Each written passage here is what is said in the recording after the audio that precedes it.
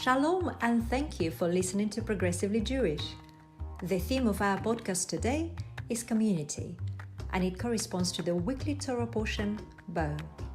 I am delighted to introduce to you the members of Nottingham Liberal Synagogue, Jesse and Dan Clark, OBE, Karen and Solly Worth, and Darren Barker, who will talk in this episode about their community and the future of progressive Judaism.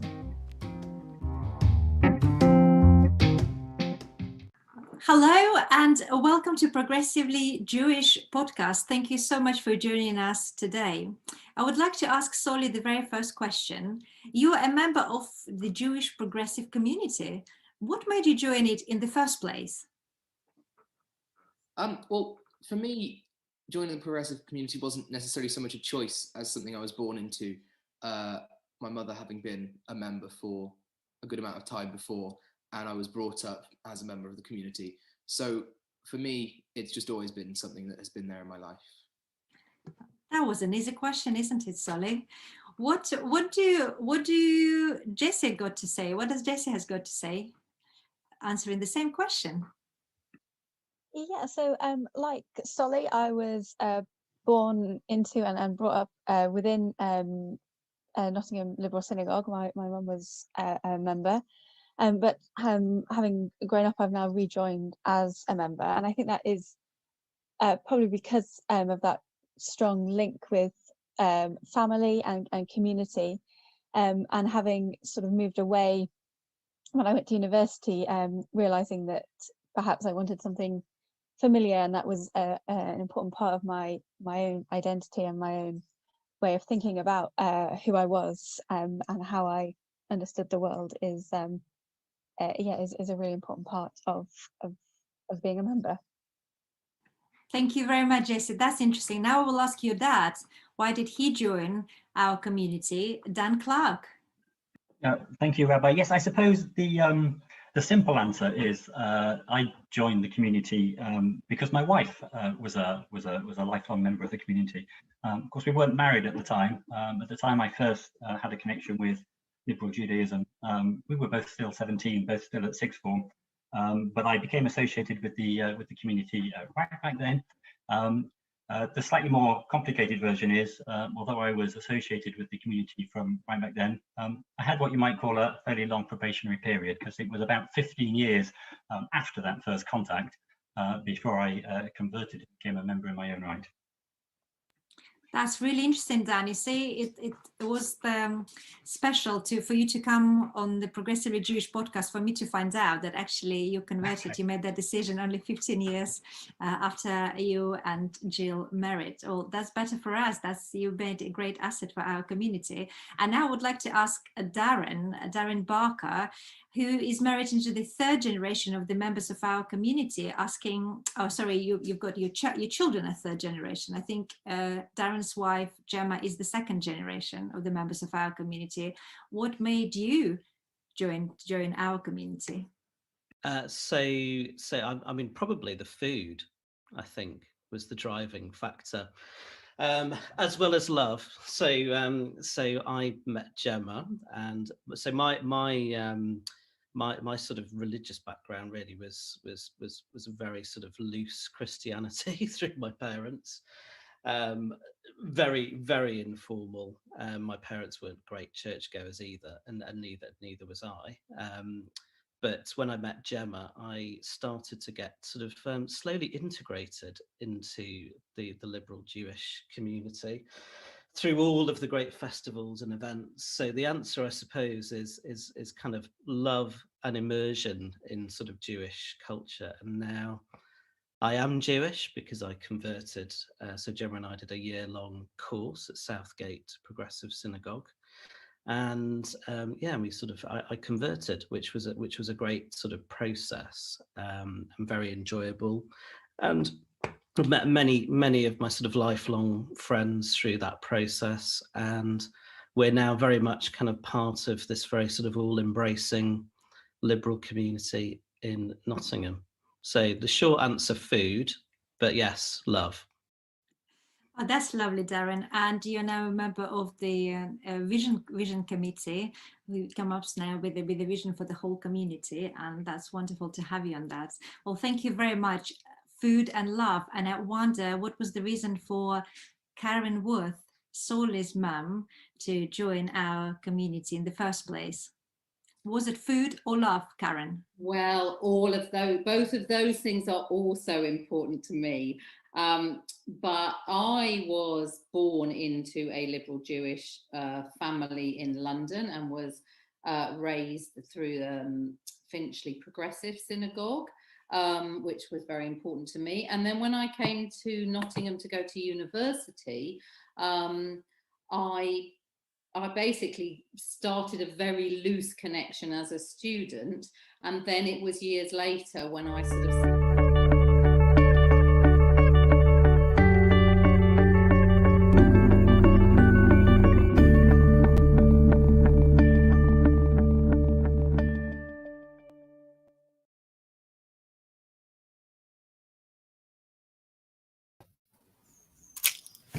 Good morning, Owen. Good morning, Charlie. Lovely to see you. And I'm sure, like me, you're absolutely on a roll and all over the place with excitement this morning. I am. So much to get through. And it's really all about collaboration, inclusion, breaking down walls, and taking away some great ideas for where we're going next and how we're going to really include everyone, or to use my watchword, inclusion in action is what it's about today. Back to you. You're right, Owen. This is the take-home part of our programme, and we've got a really exciting schedule, and I'm just going to give a quick run-through of what lies ahead just so our listeners can really follow the programme today. But before I do, I just want to remind people that what they were listening to was Rabbi Tanya and members of Nottingham on the Progressively Jewish podcast, which, along with Do You Know What, gives us two amazing podcast offerings that our listeners might want to take away with them if they're missing Biennial conference afterwards, and they're available both on iTunes and on Spotify and other good podcast accessible stations. Anyway, back to today's program. So next we've got what's the future of 21st century Judaism, and we've got a whole panel of people who may not, except for Rabbi Tanya, be members of liberal communities, are certainly part of the extended liberal Jewish family, and we're really glad that they'll be with us today, but I'll leave the panel to introduce themselves. And then at the same time, or at 10 o'clock, we've got Ma'amad, which is on the LJY Netzer Zoom link. And that's with our amazing LJY team led by Jess and Josh. At 10:30, we've got Creating British Jewish Community Outside the Establishment, which is an incredible alternative Jewish spaces panel. And that will be led by Rabbi Leah Jordan, one of your co-chair, Owen, of Biennial. We've then got Breaking Down Walls, Lessons from Our Youth and Our Young Adult Communities, and that's at 11:30 on 11:30. And remember, everything is both live on our streaming channels, but also you can join the Zoom watch parties if you have registered for Biennial.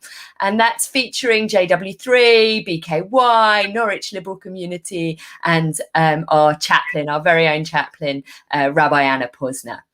We've got a whole series of lunch and learns today, one with Rabbi Dr. Margaret Jacoby, one with Rabbi Alexandra Wright, another with Rabbi Richard Jacoby and Mish Sampson, who's going to feature a lot today as we have our real musical end of the programme as well. Breaking Down Walls is next at 2 o'clock with Rabbi Leah Morstein and a whole host of other liturgical specialists talking about breaking down walls in a liberal Jewish liturgy. And then at 3 o'clock, we're very excited to be welcoming Stephen Bush, the author of the Race and Inclusivity report from the Board of Deputies. And he's going to be in conversation with Tamara Joseph from Finchley Progressive. And I'm also going to appear talking about liberal Judaism reaction to the report. And we end our day then with Inclusion in Action, our bid, Owen, that you've been so fundamental in leading on, and for our communities to apply for appeal for money. We've got a bid of £3,000 to have an inclusion in action project. And finally, we end the day with our take home, which features all sorts of people, but perhaps most important to note that will be when we're going to both announce the award, who wins the money, but also our Chairs Awards, which is just such a fantastic opportunity to thank our communities. So lots going on today, Owen. Much to do, much to think about. That's the really important thing. I'm absolutely beside myself with excitement, which is looking forward to it all. So, Owen, I think we've probably been on screen for far too long already, and we should hand over to our panel. And I am just so delighted to welcome Elizabeth Harris to chair this panel for us, a great friend to me and also to many of us in liberal Judaism. Good morning, Liz. Thank you so much for being here. Thank you, Charlie. It's great to be here at my first biennial. Really, a Shahechiani moment, and I'm so sure it won't be your last. Anyway, thank you for being here and enjoy. I will. Good morning. Thank you so much again. Women are agents of social change and conflict resolution the world over. And in the Jewish world, you only have to look at movements for peace and social justice, Women Wage Peace in Israel, founders of organizations for social justice in the UK, such as Selim and Nahamu, represented today, to see that Jewish women are leading change for the benefit of all our community and way beyond, even when challenged with breaking down the highest and most impenetrable of walls. And each woman on the panel today has climbed a wall and created significant change to make the world just a little kinder, a little more just, and more inclusive. During COVID, one of the positive trends was watching some of the walls between different parts of our communities coming down, where previously it might not have been possible. I myself initiated a Daf Yomi group that's completely cross-communal and beyond.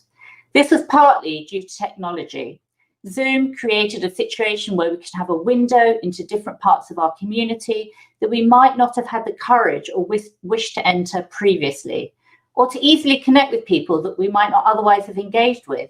And this was coupled with the fact that Jews, throughout our history, we've always demonstrated that we can come together during times of crisis. This is one of our strengths, but it doesn't always hold true once the crisis has passed. Now that hopefully we're moving into COVID recovery, how we maintain and advance inclusion constructively will be a really important question.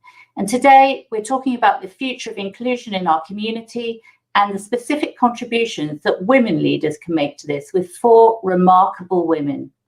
The very fact that they're here together as a panel speaks volumes in itself. So men, take note. So first of all, I'm going to introduce Rabbi Robin Ashworth-Dean, who is the principal rabbi at Manchester Reform. There she is. Hi, Lovely, Liz. Robin. Hi. Robin is a passionate social justice activist, having worked as a human rights lawyer before training for the rabbinate, as well as her work with Selim, which she founded, the rabbinic and cantoral call for social and economic justice in the UK. She's co-chair of Greater Manchester Citizens, a broad-based community organising movement, and a chaplain of the One Love team for the universities. Robin has published journal articles and other works, including a chapter in the recently published book, Mapping Faith, Theologies of Migration and Community. Robin regularly appears on BBC Radio Manchester, Radio 4's Beyond Belief, and is a Pause for Thought contributor. She was named in last year's 40 Under 40 Awards in the Jewish News. Robin is interested in creating relational, textured, activist communities built by individuals who are enabled to step into their own power and collectively organise for a more just world. Welcome, Robin. And my second panellist is Rabbi Erin London. Erin received Semicha from Yeshivat Maharat in 2017. For those that don't know, that's in the US. She holds an MA in Applied Drama from Goldsmith, the University of London, and a BA from Goucher College, where her focus was the intergenerational theatre, community building, and theatre with older adults, which led her to work for a number of years in adult care settings. Following Smicha, Rabbi Erin worked and trained as a multi-faith and Jewish hospital chaplain at New York Presbyterian Hospital with a speciality in palliative care. Since arriving in the UK, Rabbi Erin has served as one of the Jewish chaplains at North London Hospice and is involved in various projects within the Jewish community in the UK and beyond. Welcome, Erin. Rabbi Tanya Zakinovich. Rabbi Tanya was, there she is. Rabbi Tanya was appointed full-time rabbi of Nottingham Liberal Synagogue in 2009, so she's no stranger to all of you. Rabbi Tanya was born in Minsk, Belarus. She was involved in coordinating community and education programs for the World Union of Progressive Judaism in both Minsk and Moscow. In 2004, she moved to London to study for the rabbinate at Leo Beck College and came to Nottingham Liberal Synagogue after her ordination. Rabbi Tanya's community engagement has grown over the years. She is a member of the Ethical Improvement Committee of the School of Pharmacy at Nottingham University and of the Bishop's Breakfast. She's a member of the Shrovalti Committee and a member of the Crown Court Panel on Domestic Abuse and Sexual Violence. Rabbi Tanya is very proud to be a co-founder and trustee of the Jewish Muslim charity Salam Shalom Kitchen, a free weekly meal and an evening of friendship for those that need in Nottingham. She's also a co-chair of the Interfaith Initiative for Single Mums called Sisters Noor, as well as representing Liberal Judaism on the steering group for Eco Synagogue. Rabbi Tanya is a chaplain to Rampton Hospital and its trusts around the country. She's a regular contributor to both Thought for the Day on BBC Radio Nottingham and the Faith column in the local newspaper Nottingham Post. When she gets time, and I don't know how she does, Rabbi Tanya's outside interests include spending time with her son and learning from others and the world. And last but by no means least is the inimitable Yehudith Fletcher, not a rabbi, but a leader, founder of Nachamu organization.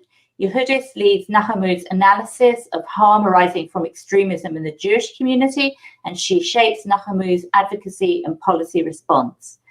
Yehudith has a background in project management and development. She works as an independent sexual violence advisor for Migdal Emunah and as a student of social policy at Salford University. Yehudith began writing as a child and is now a regular contributor to community and national papers, actually. In 2018, her poem Kina, from a survivor of child sexual abuse, won the Simon Rakua Award. Yehudith took part in the Susie Bradfield Women's Leadership Programme at the London School of Jewish Studies, is a graduate of the UJA's Manchester Leadership Programme, and is on the current cohort of the Dangor Senior Leadership Programme. So welcome all. As you can see, we've got a real powerhouse here. It's really an honour to be moderating this panel. So I'm going to come to all of you for comment on a first question that I'd like you to think about. So can you give us a sense of how interfaith work has played a part in general in your rabbinate or leadership role? And then maybe a little bit about COVID as well, how things might have changed during COVID. So I think I'm going to turn to you first, Rabbi Robin, if you could give me a bit of thought about that. Yeah, of course. Thanks, Liz. And really gorgeous to be here with everyone on the panel and to be at LJ Biennial. It's one of my favourite spaces. So I'd say that interfaith has really played a part in my rabbinate because of two reasons. I'm going to say one, because of Manchester, the context of Manchester, and Yehudis can back me up on this, the particular nature of Manchester, and a project that I've been involved with many progressive rabbis and rabbis across the denominations of Tselem, which is a social justice rabbinic cantorial body, which was founded when I was a student rabbi. And we have tried from the beginning to make sure it's cross-denominational. So I've been thrown into the world of how to do interfaith work from that vision of having an organized body of rabbis and cantors leading on social justice. In the context of Manchester, what's very interesting about Manchester is on the surface, on the formal level, there is very little collaboration, although that's changing, between different denominational leaders. However, on an informal basis, everyone's family is a mix of congregants from different communities, and their practice in a lot of the modern Orthodox and Reform spaces are almost the same. in those two areas. So they really overlap. But it is changing. There's a Manchester's Jewish Strategy Group that has been born during COVID. And that's an example of something that's probably only been possible because of COVID, which is an absolute spectrum of all areas of Manchester Jewish communities sitting in a space together, which has never happened. And I think is quite unique actually nationally as well. Wow, that's very inspiring. I will come to Yehudis now just because you're the other member of the Manchester community. So it'd be interesting to hear how you reflect back on what Rabbi Robin said. Thank you, everybody. It's so awesome to be here today with people that I know already and people that I look forward to getting to know better. Rabbi Robin in particular is a model to me for interfaith. It was about 3 years ago, I think, when I said, I'm looking for someone to learn Torah with, and Rabbi Robin said, I'll learn Torah with you. And so there we were from Manchester's Haredi community and the rabbi of Manchester's Reform community getting together for a chavrusa. And if that's not interfaith, I don't know what is. I in particular have an enormous amount to learn from other communities. And I think sometimes the Haredi community is portrayed in a way that either has everything to teach other communities or nothing to teach other communities. And there doesn't seem to be that kind of middle space of kind of just seeing each other as other Jews and perfectly imperfect. And I think that's what my voice maybe brings to the interfaith conversation, that we have something to learn from you and we would like to learn it. And who is we, I think, is often the question. And it's about making sort of challenging people to see Haredim in a way that previously they haven't, and also challenging ourselves to look for learning outside of the Haredi community. I think that's interesting. I think, just looking at the events of the past, very tragic events of the past few days in Israel, made people, really engage with the Haredi community in a different way, in the way that sometimes doesn't happen. It was very lovely to see people queuing up in Tel Aviv to give blood. That was sort of very inspiring for me. Moving on to Rabbi Erin from London. Yes, from London, and London is my surname also, for real. It is also a pleasure to be here and so excited. I would say that intrafaith work has been something that I've been engaged in, I don't know, maybe for as long as I could remember, even way, way, way before I even knew that I could become a rabbi. My first encounter was at the JCC, the Jewish Community Center, where I grew up. We had a teen council of active members of the different youth movements, NCSY, which was the Orthodox movement, BBYO, the American equivalent of FZY, the American equivalent of Netzer, and we sat together and created programming so that we can interact and learn with each other. And while I was in rabbinical school, I started rabbinical school in Israel, I co-founded with two women who are studying in the Israeli counterpart of HUC, the Reform Rabbinical College, an interdenominational Beit Midrash, where a group of us would meet monthly for about 3 years, and actually continued after we finished, to learn with each other and to learn from each other. And I even brought that along with me when I moved back to America. And when I think also about my work as a chaplain, I worked and continue to work with all people of all faiths, and also all Jewish backgrounds, and interacting with my colleagues from the different backgrounds. And I think that it's definitely part of my ethos. Even currently, I'm working for Reform and Liberal Judaism, creating a volunteer pastoral care training program. And for me, we need to be able to learn with each other, interact with one another as much as possible. That would be my ideal part of my rabbinate. That's really inspiring. It's really lovely to how you're coming to liberal and progressive Judaism to do that in some way at the moment. Coming to you, Rabbi Tanya, who I'm delighted to meet today and also hope to get to know better. Thank you so much, Liz. And I'm absolutely delighted to be part of this exceptional panel, including you, Liz. But I would like to say that I actually stepped in instead of Rabbi Rebecca Burke, who unfortunately is not well at the moment. So I just would like to say that we wish Rebecca refuah shlema. We really miss you and hope that you will be with us very soon. Going back to the question, I've really enjoyed getting to know the Orthodox Rabbi in Nottingham, who is Rabbi Paris, and having an opportunity to cooperate with some Orthodox chaplains from Nottingham University over the Shalom Kitchen project.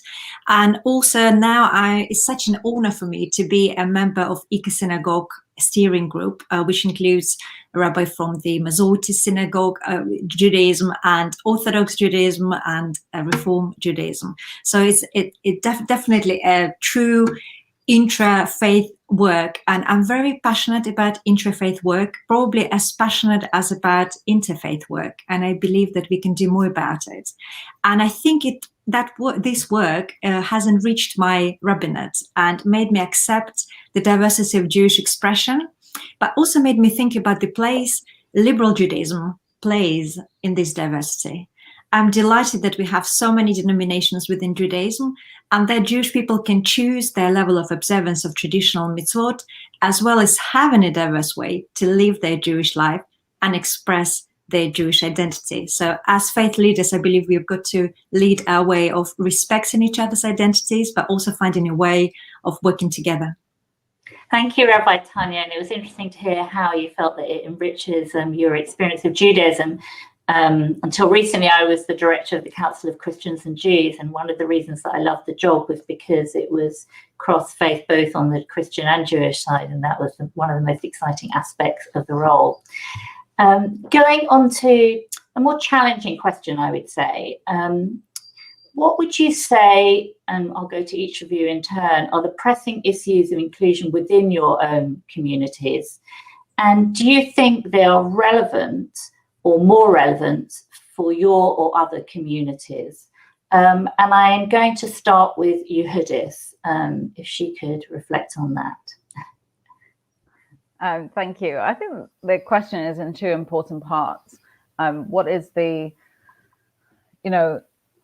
what's the most pressing issues of inclusion? Orthodox Judaism, and particularly Haredi Judaism, is very good at accepting everybody as long as you conform. And it's that second, as long as you conform, that makes things difficult for anybody who doesn't conform, because whilst we're not cookie cutters of each other, and besides for different temperaments or different interests, there are always going to be internal minorities in a system that proudly upholds what it doesn't call the patriarchy. There's always going to be, anyone who's not part of, we're all part of the patriarchy, but anyone who's not got the most power within that system is going to be, paying the highest cost for inclusion. That said, if you do want to be included, it's very clear. The instructions are available for anyone who wants to read them. So I guess we balance this slightly difficult space of, yes, you can be included as long as you conform, and does that count as inclusion? I think for some people who are in my community really feel that and really subscribe to the fact that is enough, that it's enough that the instructions for belonging are so clear, that makes it so accessible. But I can tell you that the struggle within is that not everyone conforms. Internal minorities consisting of women, of LGBTQ people, of people with different abilities will all struggle to be included.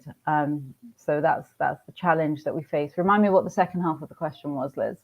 Which are more relevant for your or other communities, would you say, in terms of inclusion? Yeah, so I think sometimes it can be a bit overwhelming when thinking about this question, because we are conservative with a small c, right at that very end of the spectrum of who do we struggle to include. And I think that's probably one of the things our community is learning to do better and can learn from more liberal communities on how to do better.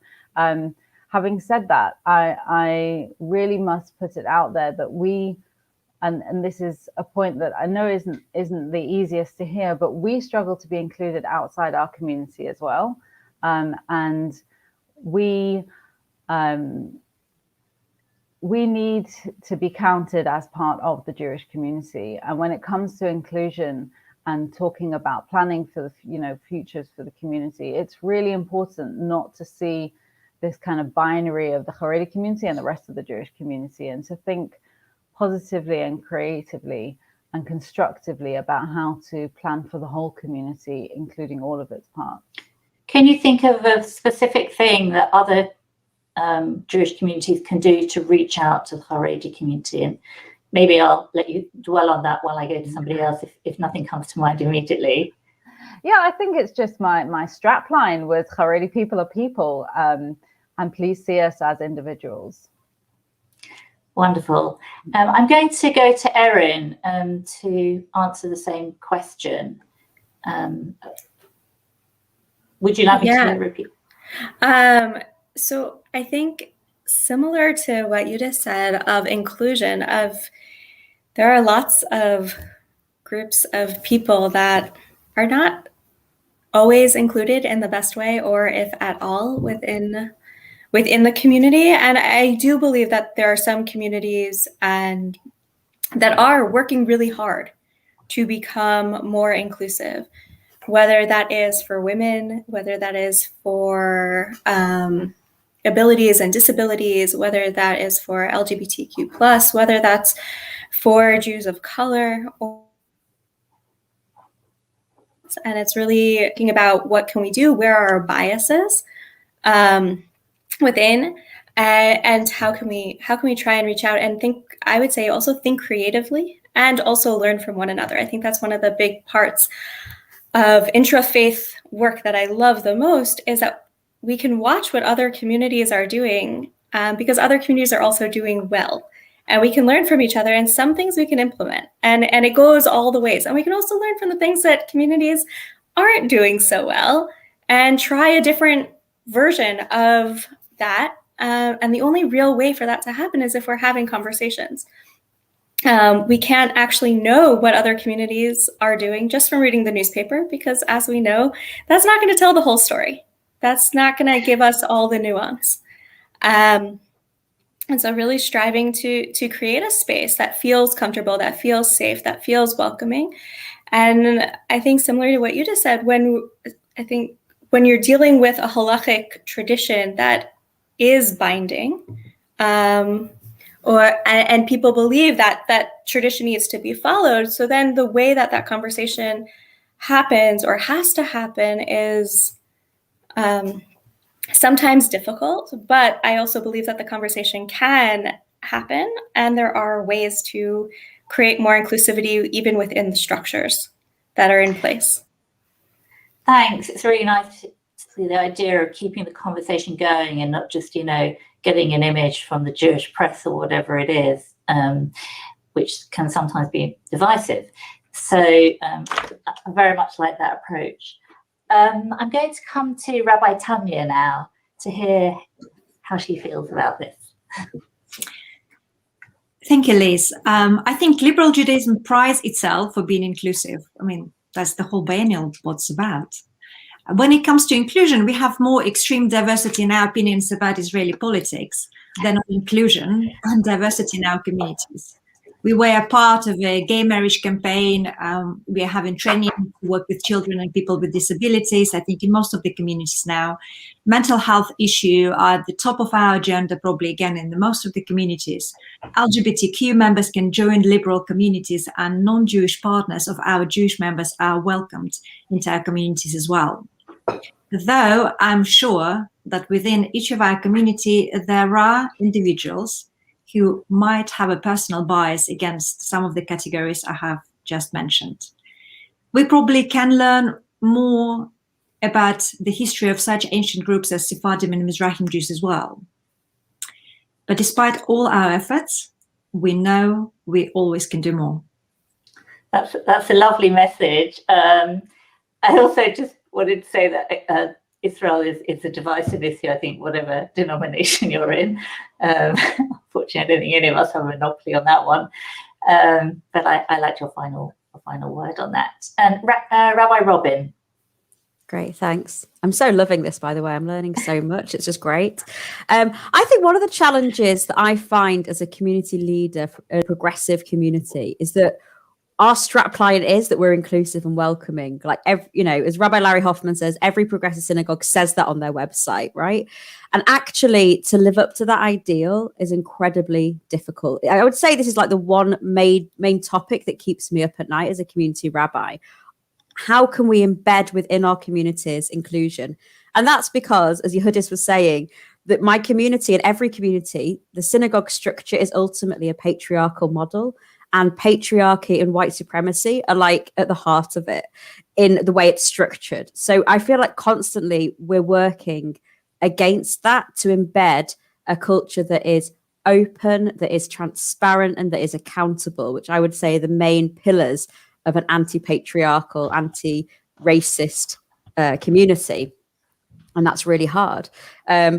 I think one of the hardest things about the pressing issue of inclusion that I find is that we say we're welcoming, we're progressive, we're inclusive. And what that can sometimes stop us doing is drawing the boundaries that we need to make sure the space is inclusive. Sometimes you have to exclude to be inclusive. And I've definitely seen that in our community and in myself, the challenges of having to be brave to step up and say, actually, the way that you are talking to that young woman is highly inappropriate. And I'm afraid we're going to have to ask you to step back or whatever it is. And being very brave in my role of actually stepping into that conversation and knowing that I have to be alongside the community leaders, the gatekeeper or someone holding on to the values and saying, here's where the line is for us to be inclusive. And it feels really counterintuitive. There are so many pressing issues that I would talk about disability. One thing that we are, I think a lot of communities are struggling with, which is a reflection of society, is about really being inclusive and open and not heteronormative around LGBTQIA. And certainly in my community, we're going on a learning curve of like, what is the new language? How do you create safe, open spaces where people can learn, hear each other and have open conversations? That's like one particular thing, but I'll stop there because I could go on. Yeah, and I could probably listen to you forever, Robin. It's lovely to hear how you're trying to create inclusion while sometimes knowing that you have to pull people back to explain how the impediment to that. Going to Rabbi Tanya first, do you find you're ahead of your community on issues of inclusion? And if so, how do you take them with you? And maybe also refer to Nottingham community specifically. Well, I hope that as religious leaders of our communities, we are leading the way by personal example when it comes to inclusion. I have faced some biased opinions about certain minority groups from some of my members. And I even had to confront my own bias when I recognized them as such. And as I said, this work is not finished yet. There is always more we can do. But certainly when we as leaders pave the way, the community follows. And it's about continuing what we've started. And there is no end to it, really. It's good to hear that you say there's no end, that you're always on trajectory of change and improvements. I wonder if Rabbi Erin would like to comment on that. Yeah, definitely. So I'm an Orthodox rabbi who's also a woman, which is both wonderful and complicated. And I would say that there are members of my community who think this is the most amazing thing in the world. And I think that there are members of my community who think that this is the worst thing that could ever happen.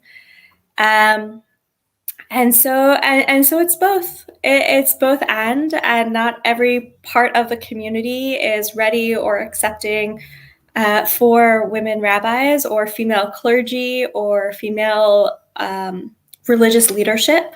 However, you might have that title. But I do think that it's, how do I take people with me is just being myself. and meeting more people and interacting with more people and allowing people to ask questions. I say that people, as if someone generally wants to know and learn, I'm open to almost every single question that they might ask me about what does it mean to be a female Orthodox rabbi. And I think that's the only way that we can learn, and is by having these conversations. And it's about meeting, it's about teaching, it's about interacting, and hoping that change will happen soon. Well, thank you for that, Rabbi Erin. You expressed that with such patience and grace, because obviously you are on the cutting edge of this at the moment and almost in the eye of the storm with some people. So thank you for that response. Can I come to you, Rabbi Robin, to reflect on this? Yeah, so I definitely think that my role as a leader is to continually learn and continually challenge myself. In the words of Rabbi Judith Rosenberry, one of my teachers and liberal Judaism's greats, she says that Judaism is the deconstruction of oppressive meta-narratives. And I've always held that like very deep in my being of what it is my role as leader, to always question, to be a critical thinker and hold on to that vision. That's my role as a rabbi, and to see the potential in the people and processes around me, as Brené Brown says. However, I would say that I learn far more from my congregants.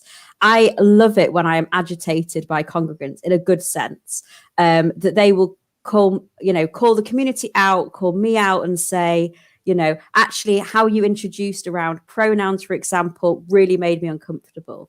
Okay, great. Let's have a conversation. Teach me.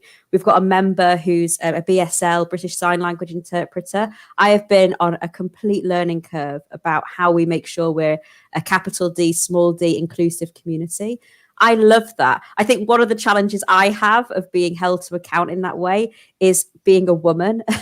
Is I find it very difficult sometimes to distinguish when I'm being held to account and it feeling like I'm being shamed and it's affecting my worth. So I'm working really hard. I'm just being able to have those conversations around inclusion without getting defensive, without thinking that it's a slight on me or my values, but actually being able to open up, open-hearted and say, great, teach me. And again, that's dismantling the patriarchy. To understand that I, as a leader, am over here leading the way, knowing it all, is not how I want to lead. I'm a learner, and what I want to model is learning, openness, and rectifying mistakes. Brené Brown says we're not here to be right; we're here to get it right. We're on a journey with it. That's a really lovely response, to learn from every experience. And I have to say, I travelled with Rabbi Robin to Israel and Palestine a couple of years ago, and wow, what a critical thinker. And we all had to be on our toes all of the time, but always ready to learn from every voice that we met. Going to you, Yehudith, how would you respond to this? I think I'm often positioned as, well, with a kind of symbolic violence, like, oh, here's a Haredi woman that we agree with. So this is a Haredi woman that we're willing to listen to. And it's not true. We should be really willing and open to include everybody in the Jewish community. And when we're talking about building resilient and sustainable communities, it's about, everybody counts, and not just the people whose values immediately match our own, and not just the people that we enjoy listening to, and not just the people that we click with. And I think that's been a struggle for me, trying to make sure that people outside my community really understand that I am not unique. I mean, I'm one of 7 children, and like my sisters might cover their hair differently to how I do, but we're built with the same core material and we hold the same core values. And, my family is one of thousands and thousands of families. And absolutely, certainly there are bad things done by people in my community. And certainly and without any kind of justification, there are bad systems in my community as well. But that doesn't mean that people in my community are bad people. It means that there's lots for us to learn, and there's lots of room to grow. And certainly we are here to get it right. And there are plenty. Yes, it's true that I'm saying things out loud around social justice, around human rights, particularly around forced marriage, that other people in my community haven't said out loud before, but I am pushing at an open door. And I don't claim to represent anyone, but it's important to know how many people's voices are being spoken through mine, and that I am far more representative than people understand me to be. Thank you. I think what's common to all the responses was how much you all want to learn from every aspect of your community and your communal members, even where it's difficult to hear it. So that's very lovely to hear. I'm going to ask a couple more questions, and then we're going to have to open to the floor because there are just masses of questions coming in. They're all very challenging. So just maybe a quick response to this one. When you look at other denominations and think, wow, what is that wow about? What is the wow thing that you would like that you could take from somewhere else? So Rabbi Tanya, what would wow you? Well, I certainly admire Chabad's approach to hospitality, and I really like what Yehudis and Erin said about having conversations. Erin said about having conversations, and that again we can learn much more from each other, and not just from the news which reach us, but actually by building connections and building relationships. And really interesting, Mike Beryl, I just go just a little bit off the topic, but Mike Beryl from Elstree just made a comment which came up at the first question, that intrafaith work is harder, I'm summarizing it now, than interfaith work. And I think as much as we invest in interfaith work and we really make an effort to get to know people of other faith, we probably need to make the same effort to get to know other denominations of Judaism, to build relationship and connections with members of other denominations within our faith. But what is interesting about Chabad that I used to entertain a lot of people, and I have a very small house, and sometimes I was squeezing up to like 30 people there, and people will be having dinner sort of on the stairs, on the floor, and it's always was lovely atmosphere. But I actually really struggle to both, cook the food and to continue with my rabbinic duty, so to say, including writing a sermon, for the morning after Shabbat. And I love having, people all over my house, members of my community, so wonderful. But then clearing up, I have to say, it takes just as long. And I know that most of the Chabad rabbis, they have a partner by their side who take that role on of hospitality. But it feels to me that as progressive community, we can do more of opening our houses and entertaining, and because it's such an important mitzvah. That's lovely. That's a lovely response. I'm going to go to Rabbi Erin. What's the wow factor for you elsewhere? A bunch of things. I would say. Yeah, I think two things come to my mind. One is the central notion of tikkun olam and being able to pray with one's feet. And I think that is also part. It's not just sitting and learning in the Beit Midrash, but it's actively going out, and that is also integral. And I would say also conversations about spirituality, I think happen much more, at least from my experience, in more liberal spaces, and being able to interact and connect and talk about God or connecting with a higher being. And I would love to have that language be part of my learning, my community's learning. Thank you. Rabbi Robin. So I'd say two wow things that I would like to learn from or take in. So I think, although, liberal Judaism and Reform Judaism, we often like to say, as one, I think there are differences in how we express our Judaism, but also how the institutions work. And I loved being an LJ student, Rabbi. Loved it, loved the communities. LJ has a really clear clarity and focus, and the synagogues are much more a movement and as a whole. And I think in Reform Judaism, we struggle. I think that we are can be more affiliated to a movement. And I struggle with that. So I love LJ's clarity of focus and vision. I think from halachic Jewish practice and organizations, the thing that I struggle with and think about quite a lot is the fact that we don't have duty inbuilt. Erin said earlier, binding, right? Halacha is binding. There's a duty. A minyan, for example, right? You turn up because we need 10 people, 10 men, 10 people to pray, to come to a cemetery for a funeral. We don't have that inbuilt, and we don't, I think, generally in progressive Judaism, have a really clear post-halachic theology. So what is it that makes somebody go to a cemetery to stand with a mourning family? And I've been in situations where there's been 3 of us and part of my soul has died. So how do you do it? Because it's the right thing. Is that enough? How do you build in duty into what we do? And I think there's an opportunity there for us to find a third way where actually you do it because it's meaningful and you're duty bound. Somewhere in between. So anyway, that's something that I think it would be really great to explore more. That's a really fascinating question, which I will need to reflect on further, I think, how you build in duty. Coming to you, Yehudith. I think I'm just going to really turn what Rabbi Robin said back to her. Sometimes in Haredi Judaism, there is an overfocus on duty and the people get left behind. I was talking to someone about this the other day, about how there's a kind of outsourcing of morality sometimes. If you're not, if what you do is entirely constructed by duty, it's quite easy to build a rationale for things where you don't have personal accountability or responsibility.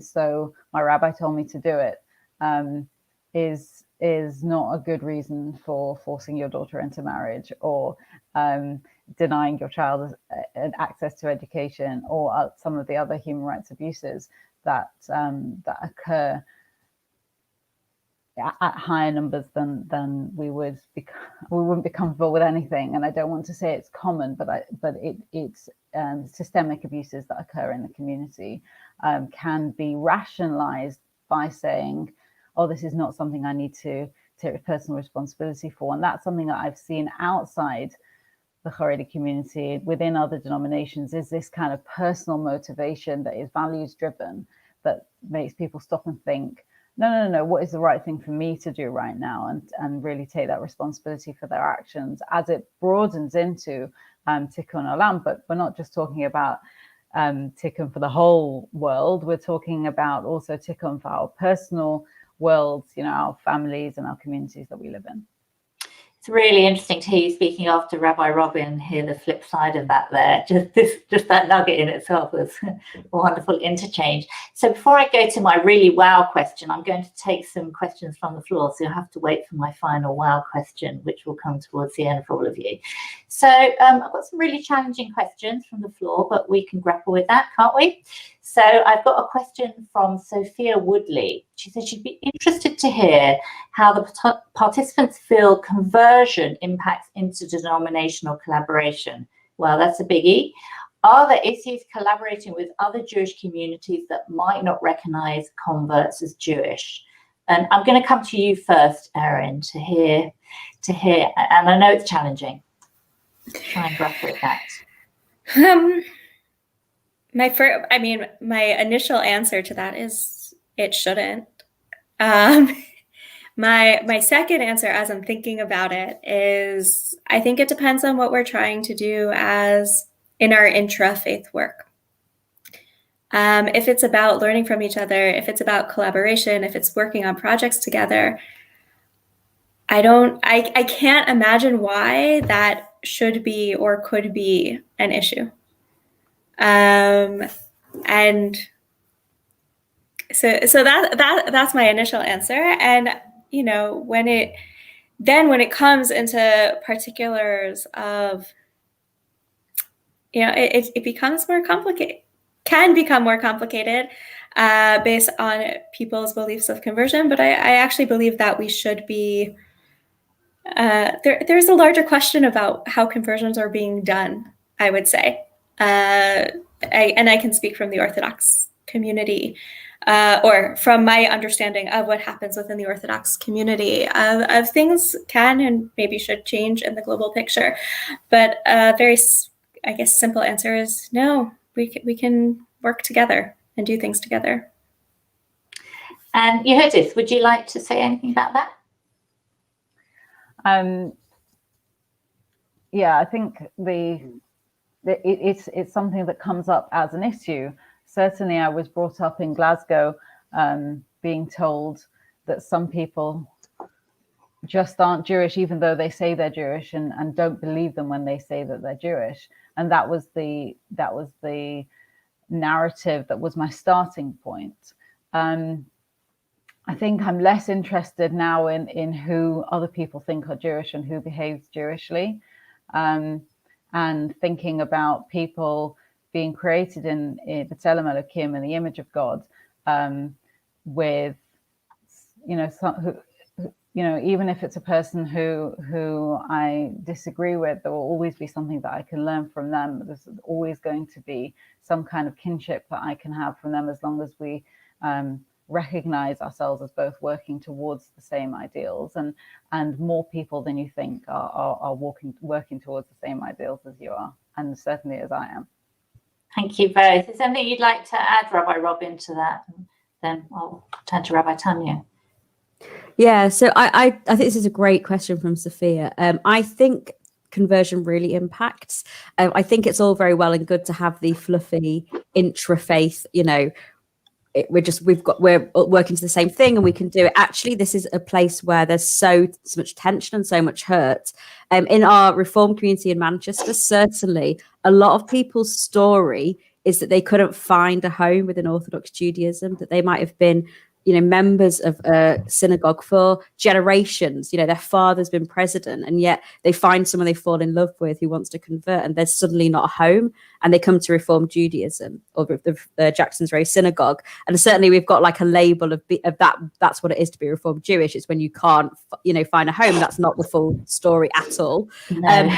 But I think it impacts on our identity. And when I came to Manchester, everyone kept saying to me, "Oh, so and so, they Magayahed. They Magayahed, he Magayahed." And it was kind of a joke for me because everyone wanted to tell me about someone who had converted, right? That they were the ones who had married out, or in that horrible phrase. I think it really impacts on identity. And as Sophia said about interdenominational collaboration, certainly this becomes an issue with burial. We find this in Manchester that I'm trying not to out, I don't want to do Lashon Hara, but there are certain spaces when someone's conversion status will then come into play. So there's like beautiful collaboration around everything, and then all of a sudden, did they convert? And then it's a separate category. And for me, that's so not okay. And I want to really kind of, it's a great question, a lot more to discuss on it, but I think it's a huge issue. Yeah, before I come to Rabbi Tanya, just to say that it was interesting what you were saying about how some people end up in the progressive community because they don't know where to fall. And I'm just thinking of my own husband, whose father was Ukrainian Orthodox and his mother was a Jewish Polish Holocaust survivor. But of course, she had completely assimilated after the Second World War, like a lot of survivors. And had it not been for progressive Judaism, particularly Margaret Jacobi, he would not be in the Jewish world today, because he was very much welcomed. I'm not saying he wouldn't have been welcomed by other communities, but there definitely is that sense that, it's easier entry point. Rabbi Tanya, have you got anything to add to that? Yes, very quickly, because I completely agree with Robin on that. And I do think that conversion does impact on our interdenominational collaboration. But what I would like to point out is also how lucky we are to be living today. Because I think recently what we've seen is that kind of quite a phenomenal. Like today, for example, on our panel, we have a member of the Haredi community. We have a lovely rabbi who is Orthodox, but also works with the progressive Judaism. And the fact that particularly in Nottingham, for example, the liberal community is so strong that the Orthodox community has to take us seriously. So I think this quite a historic moment, and I would like to acknowledge it, that more denominations within Judaism recognize the importance of collaboration. I'm not suggesting that we're going to move any further in terms of conversions, because it's a very big, very difficult issue indeed. But I do think that the historic moment of our moment is we start slowly moving towards definitely collaborations between different denominations certainly within the UK. And as I said, Ike Synagogue is one of those examples. Okay, I'm going to ask a specific question to you, Judith, and maybe to Rabbi Aaron, and then I'm going to ask my wow question. So we've got a question from Robert. How would the panel educate Haredi and other communities that struggle with inclusivity, how to understand the core values of progressive Judaism? So let's start with you, Judith. What are your thoughts there? I think it's hard to go out with a mandate to convince somebody else of your point of view, and I would question. I mean, that I understand that that's what a lot of people want, but I would question whether that's constructive. I think if that is your core belief, and you hold, and Robert hasn't. I think, yeah, inclusivity is what he's saying is the core value. But I think going out and trying to convince someone else to agree with you is just not the way to get other people to agree with you.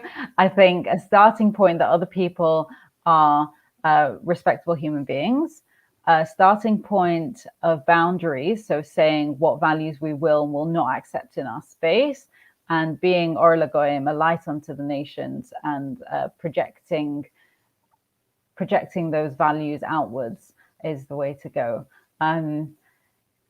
You know, like my mind is filled with mishle right now, like all kinds of things to little tiny snippets of Jewish learning that project inclusivity, project possibility, and all that. There's so much of these core values of inclusivity within Orthodox doctrine. Like, it's all there. You don't need to convince other people of your point of view. You need to just project your point of view outwards, and they will find it within their own doctrine. They'll come and find you. You got some great comments supporting you on that, Yehudith. And a quick word from Erin before I ask a final wow question. And just to say that there are so many amazing questions here.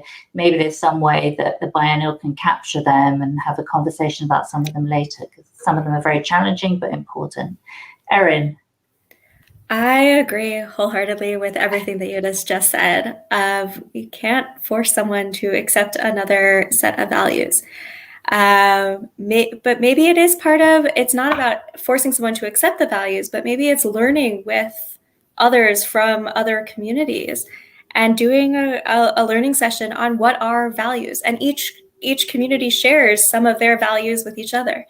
And so then it's a shared learning. It's not forcing, because that doesn't work well.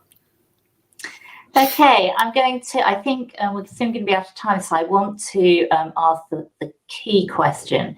As women, is there something specific that we bring, and as women leaders, and as Jewish women leaders, something specific that we bring to the area of inclusion? Over to you, Rabbi Tanya.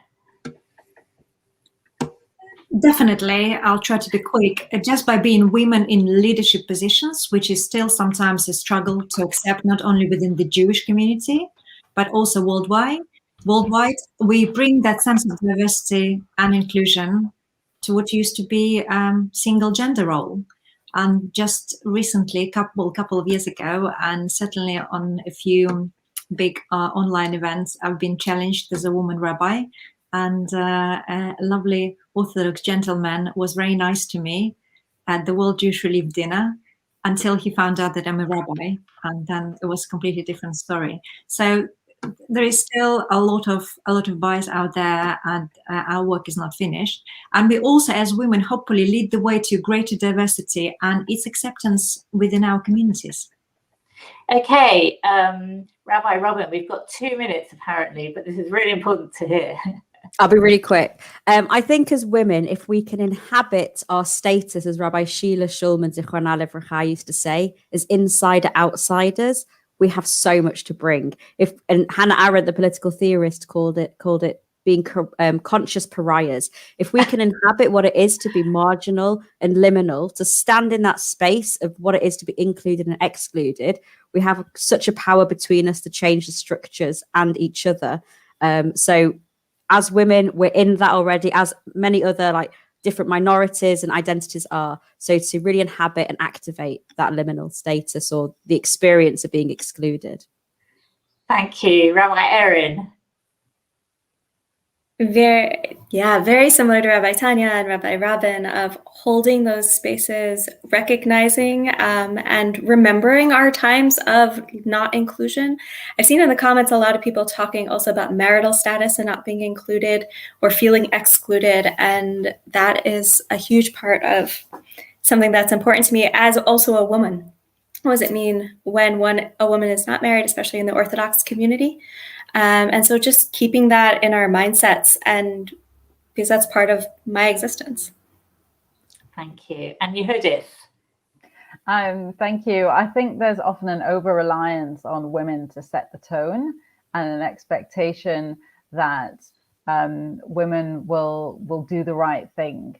So whilst I have that requirement and standard that I hold for myself, I think it's really important not to look to women in leadership positions to set that tone and lead the change, and to continue to expect a really high standard of leadership across the community. So I just want to thank you all. I think you all set an exemplary examples of how we can all do inclusion better. And it's been very, very inspiring. And I'm sure we could continue the conversation for quite a long time with such wonderful women. But I know that we're going to have to close soon. So just a very big thank you to the Biennial for allowing us to have this conversation. And as I said, there were some fantastic questions that we didn't get to. And if there's some way that, we can share them after with some of the speakers so they can offline continue, that'd be fantastic. I think we are now going offline.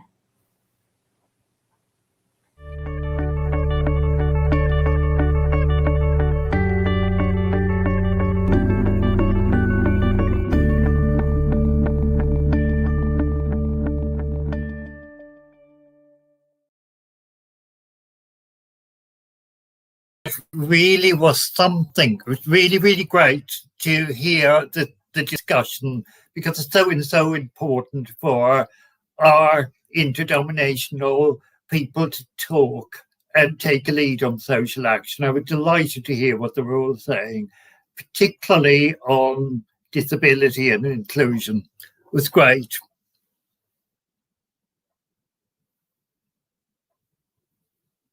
I personally found it such a moving panel, Owen, really, to not only know that on Biennial we create the space, have the confidence to have other voices represented, but to see the dynamic and the great things that these rabbis and leaders are doing within their own community, but also working together, was really inspiring. And while maybe the onus is not on us as women, I certainly am going to be holding on to the conscious pariah that Rabbi Robin talked about, and how we inhabit those marginal and liminal spaces. I really appreciated the discussion. And what a place to start our day, Owen. Really an exciting beginning to what is coming up next. And we, in a moment, going to hand over to Rabbi Leah, but we also have lunches and learns where there's some important information, Owen. People need to register. That was your cue.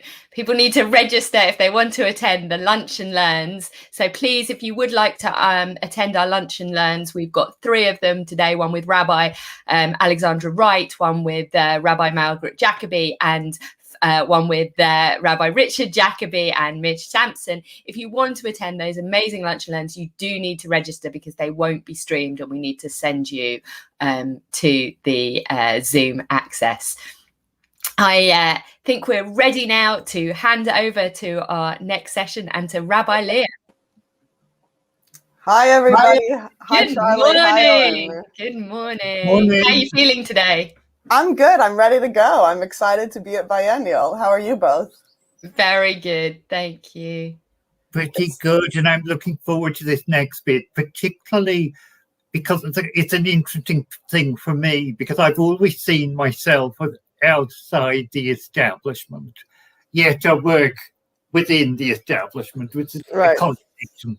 But take it away, Leah.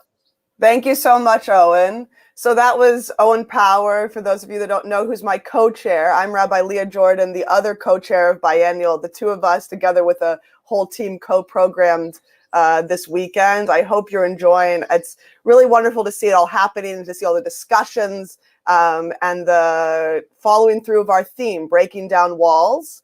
I think that's been a fascinating way to get into some more interesting, hopefully even some more spicy discussion. As I was talking with our panelists backstage for this next panel, we would like to bring you something to chew on and to really think about. So this next panel is going to be, I'm just going to be asking questions, and I'm going to be the moderator as co-chair of Biennial. And the panel is four wonderful speakers who I'm very excited for you to get to know. The panel itself is billed as creating British Jewish community outside the establishment, which, as Owen just pointed out, is an interesting concept, because of course I think it could tokenize toward our panelists or toward the establishment both ways, right? Where is the line? What is the establishment? And I think that's part of the question we're going to be asking here in Breaking Down Walls. As Owen said, he's always seen himself on the outside and yet works from within. And I think in various ways, all of our panelists will be able to speak to that, about creating Jewish space and what Jewish spaces are we creating. It's very much the question, I think, also of this weekend. So I just wanted to tell you who our four are going to be before they show up with their lovely faces. We have Morgan Lev Edward Holleb, the co-founder of the Pink Peacock Cafe, a queer anarchist Yiddish cafe in Glasgow, Scotland. And Morgan is indeed going to be with us today from Glasgow. Tomer Spence, who is a founding member of Na'amod, a movement of anti-occupation British Jews that is also creating social and spiritual Jewish community. Dex Grodner, the founder and host of queer Jewish cabaret, Homos and Houmous. And Charley Katan, the co-founder and musical director of Veranenu, a grassroots egalitarian musical community. And we're very excited to have all four of them here today to talk about who they are and what brought them to the creation of these Jewish spaces across Britain, and what we can learn from them and also be challenged by in their experiences creating these spaces. What is liberal Judaism doing to intersect with these spaces? How are we in relation to what's going on in the larger British Jewish community that they're all bringing? Good morning, everybody. Hiya. It's wonderful to have you. So I think what we're going to do is have the panelists introduce themselves and then talk a little bit about each of their projects or what hat they're wearing in speaking about this topic. And then we'll go into the more nitty-gritty of what are these projects addressing, do they feel that we could learn from?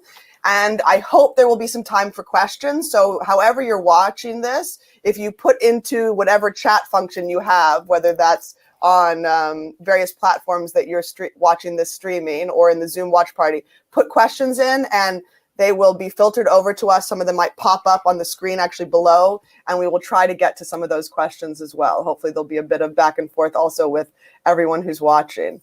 So just for the first question, I would really love you each to introduce yourself. How would you introduce yourself? And what is your project that you're coming to speak to us about? So with no real order, let's go to Dex first.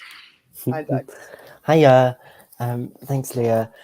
My name is Dex Grodner, and I am here in the capacity of Homos and Houmous, a queer Jewish cabaret started in 2016 in London. And I'm really interested in Yiddish culture, the East End of London, and sort of music hall. So the theatre history of Variety and Music Hall in Vaudeville have always been so welcoming and open and diverse and sort of deeply Jewish, but also very secular in their thinking. So that's been something that has kind of tied in for me. I'm a drag performer. I perform under the name Hanukkah Lewinsky, and she's kind of the host of this cabaret night, sort of welcoming people into this world. Thanks so much, Dex. I know that specifically we would love to have Hanukkah Lewinsky host. I'm sure she's very booked actually around Hanukkah time, in part because of her name. But LJ would love to be in touch specifically, I know, actually, about Hanukkah coming to host one of our Hanukkah parties. But I'm sure that's a busy time for you. So yeah, thank you for sharing us with that. I want to get more into it shortly. And can we go to Charley? Sure, hello. So I'm Charley. I am currently in the midst of finishing up a master's degree in migration studies, where I basically spend a lot of time thinking about the Jewish diaspora and how we form that. And I'm here to sort of represent Veranenu, which is a grassroots egalitarian musical community, which we set up a couple of years back to celebrate Kabbalat Shabbat specifically through music and song, and build a community around that.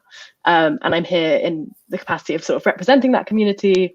I was involved in sort of founding it, but we don't really have a sort of strong hierarchy. I'm the person who is representing it today. Yeah, and I'm super excited to be here. Thanks so much, Charley. Yeah, I want to hear more about that specifically at some point, about how has that been in pandemic, and how have you been able to meet or not meet, and yeah, what's going on with all of these projects. I think and I know with Veranenu, there's been I think questions around like how do you do it and how does it go forward. I hope that we get into that more. Let's go to Tomer. Hi, I'm Tomer, and yeah, I'm kind of a returning liberal Jew. I grew up in a North London Progressive Synagogue, which evolved into the congregation that Leah now leads, Gael in North London. And I'm here in my capacity as a founding member, again, along with Leah, of Na'amad, which is a movement of British Jews who are opposed to the occupation and to our community support for it. We're a cross-communal movement, so we have members right from the Orthodox end of the spectrum through Masorti, Reform, and Liberal, and of course secular Jews as well. And we're very much focused on kind of taking action to take a stand for freedom, equality, and justice for all Palestinians and Israelis, for everyone in the Holy Land, Israel, Palestine. But also around that, we've kind of created a very intentional Jewish space. We see kind of our Judaism and our Jewish identities as meshed up, joined in with our support for human rights for everyone in the region. And so, you know, that expresses itself in different ways, both through the campaigning that we do, but also just around creating Jewish community. And definitely there are kind of, it's really interesting people coming from such different Jewish backgrounds into this space where we're all working on a common cause. And it sounds like, yeah, everyone else on the panel has been doing that in different ways as well. So really looking forward to yeah, sharing this experience.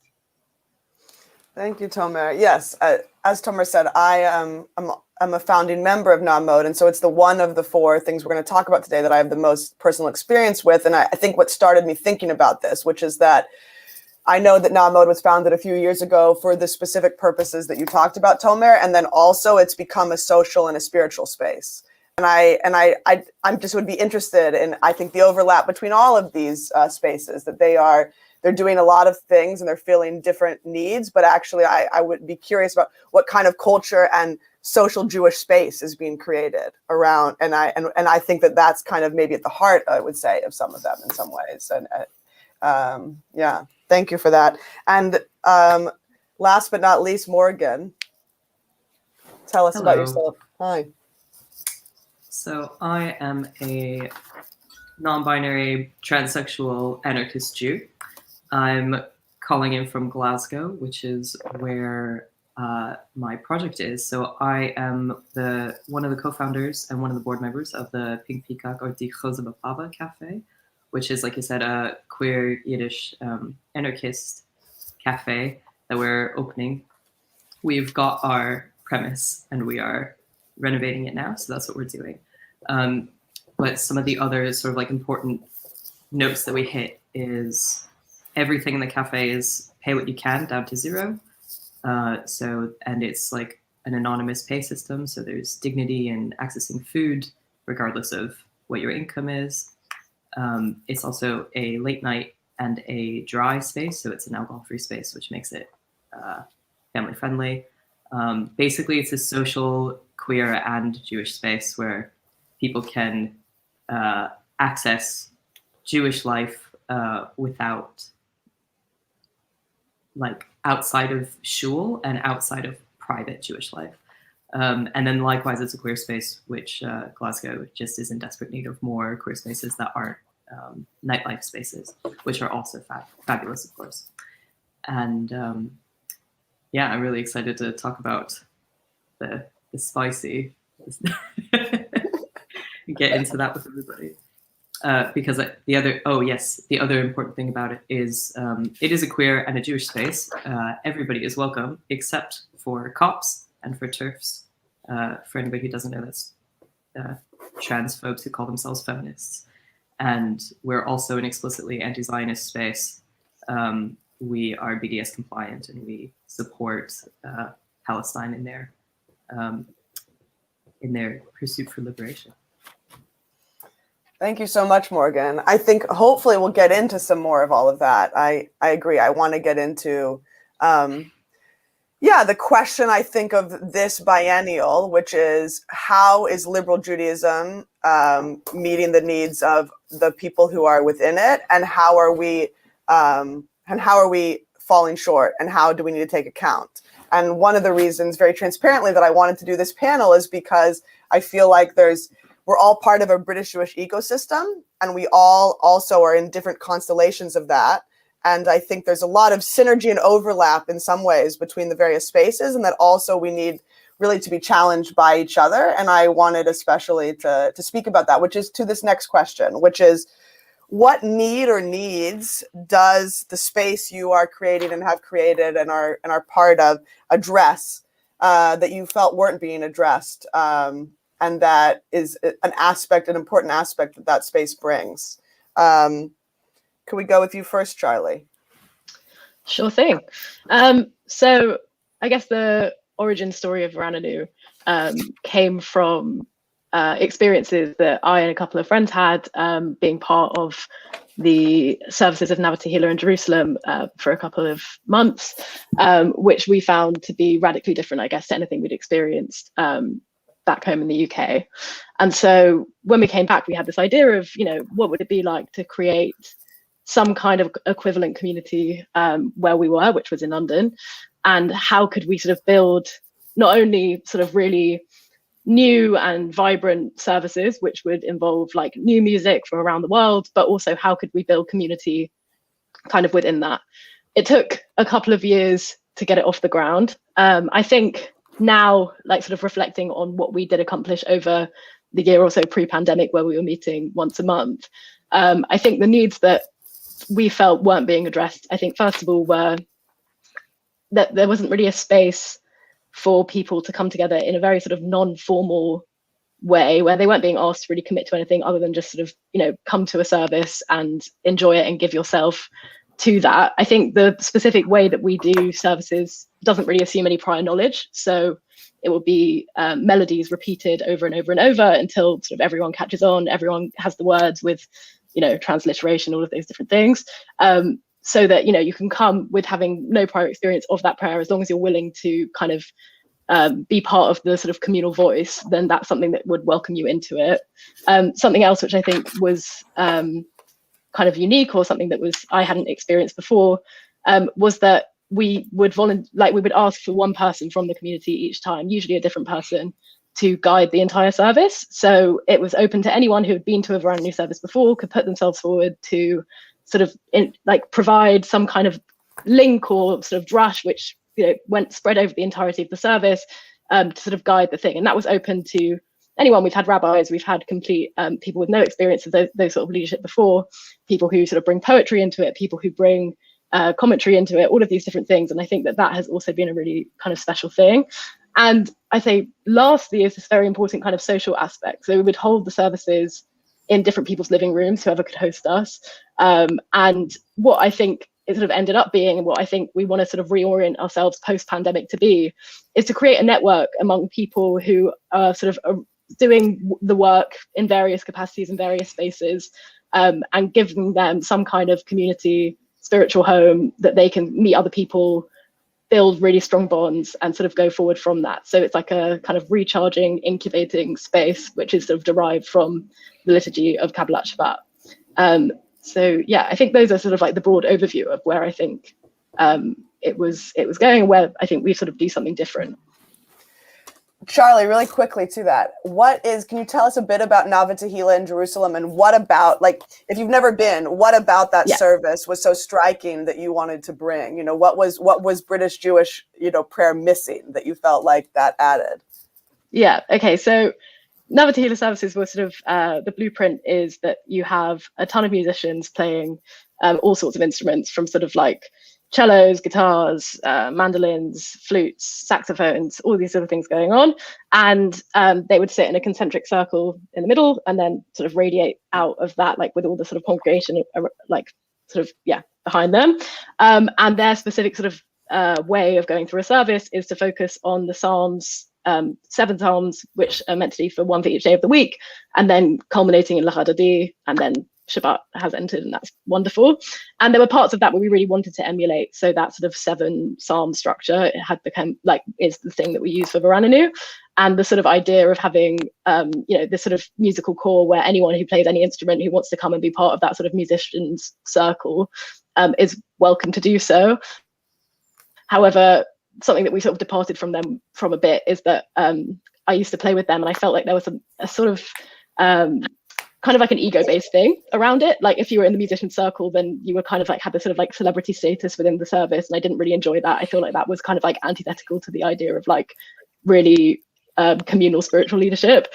And so we don't really segregate ourselves. We all just sit in one sort of big sort of mishmash, and try to sort of decenter any one individual from, I guess, like the running of the service, apart from the person who's guiding it for that specific week, who could be anyone. So yeah, it's a lot of music, a lot of singing, a lot of dancing. And yeah, I think that's kind of how I would describe it. Thank you so much. It's something that I certainly miss. I don't think we do enough of what you do in Britain. And I want to hear more about your post-pandemic plans for making this network. That's really exciting. Thank you, Charley. Morgan, to the same question.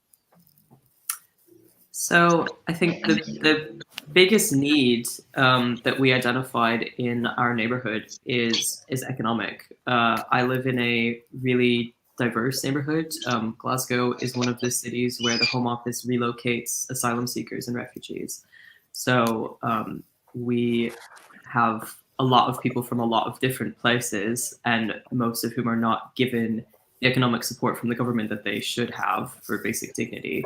So, and we wanted to make a space where people could access food without guilt or shame or stress around money. And we were told by lots of people that that wouldn't work, that if we just had free food, that people would take it all and run, or that we'd be overrun with like unhoused people, to which we said like, great, that would be fabulous. That would be a real like, mark of us being successful if that was the case. And so far those people have been wrong. We've managed to always break even when we do any kind of, when we did food deliveries earlier in the pandemic, and we have an online shop right now while we get the space ready, and that's all pay what you can down to zero, including free shipping. And we've always managed to just like eke out money from that rather than be at a loss all the time. So that was like far and away the most important thing to us, was that we are accessible in terms of economic stuff. But we're also really focused on being accessible in lots of other ways too. So I mentioned before, like we're a queer space. There just need to be more of those. So that's, and I can talk for a long time about that. We're also like a physically accessible space. We're building a physically accessible, like disabled toilet, which doesn't exist yet in our neighborhood, which is an absolute shanda. We're also spend a lot of time thinking about other access needs like communication, whether that's through ESL or through different languages or through writing stuff down. we think about like being autism friendly because most of our board members are autistic. So that's actually something that's really easy for us to think about in terms of like lighting and sound and all this kind of thing. But then in terms of the Jewish stuff, which I think is probably what's interesting more than anything else to this audience, there are a couple of barriers that I think that most young Jews experience to accessing Jewish life, and I think one of those is the like tacit or explicit Zionism of most Jewish establishment spaces. That's a huge barrier to people because we don't like to have to hold our nose about politics. But I actually think that's the smallest barrier. The second is that like the assumption or like expectation of experiencing discrimination. So like as a queer person, if I go into a shul that I don't know, or I go into any kind of Jewish space that I'm not familiar with, I'm like anticipating to be discriminated against, and whether that's fair or not isn't really the point. The fact that people expect the discrimination means that it's a barrier.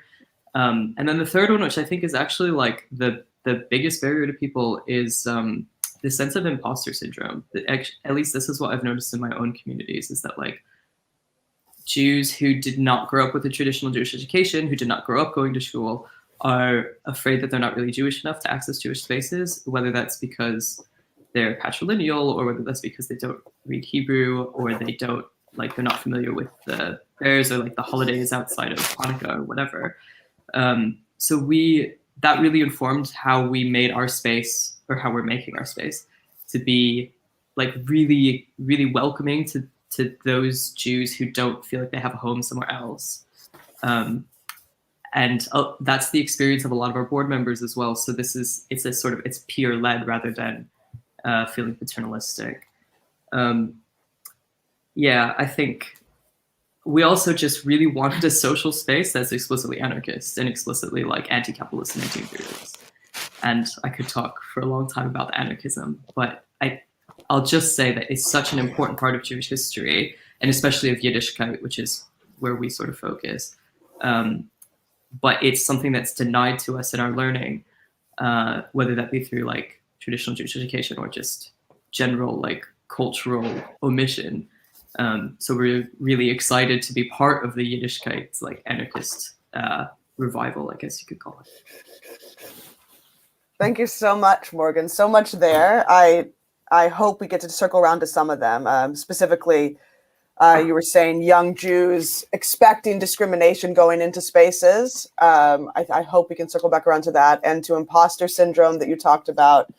And yeah, the intersection that I feel like would be really juicy if we have the time to come back to around what is this affinity between Yiddishkeit, as you call it, Yiddish culture or Yiddishness, and queerness and lefty politics, anarchism specifically. I think there's a lot I would love to look up more, hopefully, and hopefully it'll resonate with other people's projects here as well, other folks' projects.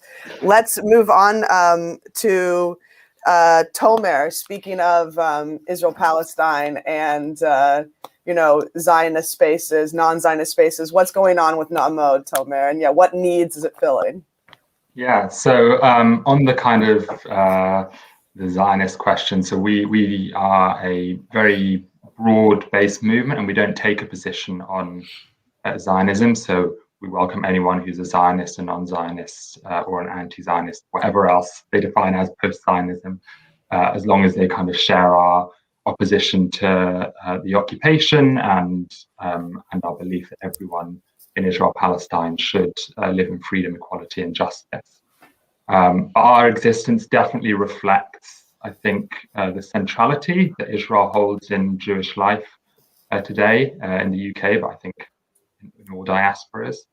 And I think that the kind of gap we fill or have filled, what drew people to create us and join us is that I think there are a lot of people in the Jewish community who maybe feel that when it comes to Israel engagement, which happens so much, there's kind of an expectation or a requirement sometimes that you check some of your Jewish values at the door when it comes to talking about Israel. So, I think in most Jewish communities, and particularly in progressive Judaism, There's a lot of focus on human rights, for example, on equality, and supporting those initiatives being an expression of theology, of the idea, for example, that that Tselem Elohim, we're all created in the image of God and we all have a shared humanity.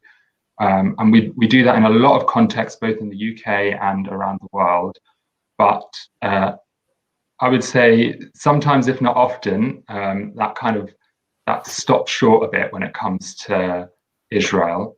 And that's not to say that we don't ever talk about human rights when it comes to Israel, but I think it can be more withheld because of all sorts of structural and emotional and religious reasons than it is in other contexts. And I think for a lot of people in the community, that's really difficult. There's kind of a disconnect there. And I think I didn't grow up in a youth movement, but a lot of other people who founded and have joined NAMOD did. And I definitely think I hear a lot of stories from them about how, they were taught to hold and express certain values as part of their Judaism, but it was ring-fenced somewhat from the way they engaged with Israel, and which is, again, kind of a very central part of how they experience Jewish life. And I think that's something we've also seen recently around, there's been a lot of work in the Jewish community over the past year, in particular, thinking about our complicity in racism and aspiring to be anti-racists. And that's really important work. But again, sometimes it hasn't extended. I think there are many examples we've seen where it hasn't extended to racism expressed towards Palestinians, which unfortunately is quite widespread, I think, in the Jewish community. And so, yeah, there's something going wrong there, or some kind of disconnect, which, yeah, I know a lot of people in the community feeling, which is what drew into NAMOD. And I'd say the other kind of gap we're addressing is that, again, when we talk about Israel-Palestine, the Jewish community, there is a lot of talk around peace, around wanting peace, around aspiring towards a two-state solution, which is what most British Jews support, and particularly more so in progressive streams, there is some talk about the occupation and the human rights violations that occur there. But that's usually as far as it goes in terms of just, talking about it. And it's kind of been the same words, same conversations for most of my life, certainly since probably the past 20 years after the Second Intifada. And that's, none of that has changed despite the context of the far right in Israel gaining power, gaining more and more power, the occupation becoming more entrenched, the prospect of some sort of just peace seeming further away than ever. And I think what NAMOD has done is we've said, we're not just going to talk about this, we're actually going to take action. And we've done that in a lot of different ways over the few years that we've existed. And I think, clearly that's spoken to a lot of people because there are people both inside and outside of Jewish established life who have, kind of been drawn into us, who've joined us, who've attended one of our orientations, who've got involved in our campaigning, because, they really care about what's happening in Israel-Palestine, as, most British Jews do, or a lot of British Jews do. But they're not prepared to just kind of talk empty words about it and really want to put their money where their mouths are. And I think we're kind of one of the first entities in the British Jewish community to really offer a tangible way to do that.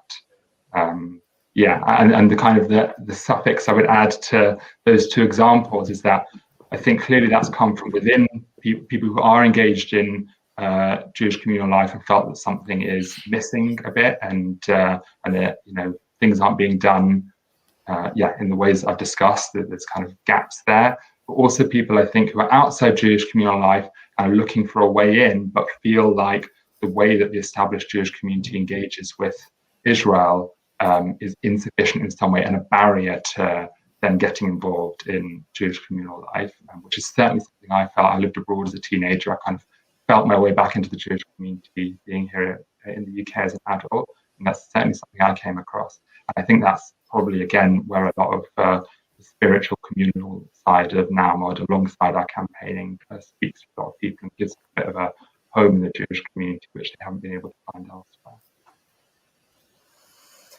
Thank you so much, Tomer. That's a lot of food for thought. I think some overlapping food for thought in some ways with some of the other panelists, and then also a very specific message, which I'm very glad that you are bringing and expressing so clearly. Thank you very much. On to the cabaret. Dex, can you tell us, what I loved hearing about the founding of Homos and Houmous from you, and I would love to know more about what needs were you seeing that needed to be with this cabaret production. Dex. Thanks. So when we founded Homos and Houmous, so in 2016, there was this real discourse, this line of thinking when people would talk about importance of safer spaces for people of color, as sort of spaces that were exclusive for people of color, so that they could retreat, regenerate, heal, think, create, and then feel bolder and more empowered to step back into the broader political sphere, sort of energized and focused. And a backlash to that was coming this kind of rhetorical question, which wasn't necessarily coming from a particularly empathetic or uplifting place, but people would say, well, what about spaces for Jews? What about spaces for Roma and traveler communities? What about spaces for Polish people? And this wasn't being used as a point of solidarity. It was being used as a point of kind of separating, dividing, and undermining these different communities, which, frequently overlap in these different intersections. And so at the time, Homos and Houmous felt really important as a space for Jews to ask questions around what is our own responsibility to offering diverse voices, to offering a platform to a real range of people, and a platform to focus on their art and their individual voices. And I think that the cabaret form lends itself really well to this kind of speaker's corner or bulletin board form, where we're not actually all offering one cohesive voice. I grew up Reform, and then I spent my adolescence in an Orthodox school. So I did kind of get that really interesting mix of perspectives, and as well as gorgeous performance art and we're also grounded in this kind of socialist and anarchist tradition of klezmer and Yiddishkeit. So we have a lot of klezmer music and a lot of Yiddish singing as part of our performances. A regular performer on our lineup who's a really close artist as part of the events that have gone on for years is the British Palestinian performance artist and poet Rami Yasser. We've had a lot of speakers' corner kind of approaches. The activist Dan Glass had gone and spent a lot of time with the LGBT communities in Russia and Poland who were living in so-called LGBT exclusion zones, and came back to share people's perspectives from those places and really outline what the needs were for solidarity going on there. So this kind of bringing together of quite down the line political commentary and needs with Yiddishkeit and music and a real range of voices. There was a fantastic singer and performance artist who performed at one of the very first shows, who is Catholic and a descendant of the Conversos, called Saint Terente. The Conversos is the Jews who were forced to convert to Catholicism in Spain. And it has just led to this amazing mix of voices. So something I think is really important as far as what the Jewish community should address and liberal Judaism could uphold is this real focus on art and art making as a liberatory strategy and as something that can uplift people, and that extending beyond. We're seeing a lot of fabulous workshops and a lot of fabulously inclusive events which allow everyone to kind of take part and share voices, and I think that's so important. But I also think that resourcing individuals and diverse individuals with enough support to be able to rehearse, to be able to develop new perspectives and voices, and actually come up with something really clear that that they have been supported to do. I think this year has really shown quite how precarious artists are. And we've been continuing to put on the Homos and Houmous cabarets right through this year. We did a Purim spiel with Morgan and Pink Peacock, and it was fantastic. Raised a lot of money for Pink Peacock. But it has just shown that a lot of artists have fallen through the net of employment support this year and have been left really down and out. And I look through, funding resources and funding specifically within the Jewish community, and I think there's an excitement around projects which challenge anti-Semitism and which build community, but that rarely translates to anybody looking to actually fund artists to make and develop work. And I think that's so important and something that the liberal Jewish community should really get behind. Thank you so much, Dex. I think the reminder specifically about artists in this past period and how important they are, and how much I wish I could go to the cabaret, and how I've wanted to attend, and really, God willing, hopefully will in future, and how much that space offers is a really important reminder. And in a perfect world, we wanted, as you know, Homos and Houmous to be our entertainment this evening. It'll happen one day when we've got their budget to rightly pay the artists what they should be paid, right? I think that's an important ask and a demand that you're saying here now is, honor people for their work, especially artists and people, folks in the past year who that has been something that they have really fallen, as you say, through the net. Thank you so much for bringing that, and all the other fascinating things about why Homos and Houmous was created, what kind of space is it coming out of and responding to that was going on in a larger frame. Thank you. I wanted to ask some questions that kind of come from what the audience is asking right now, and that also I feel like are coming from this space. A lot of folks have written in and said, I feel like I'm an outsider and I'm an LJ, and I feel really interested in knowing from the panelists, what would be your message to us as liberal Judaism to do better?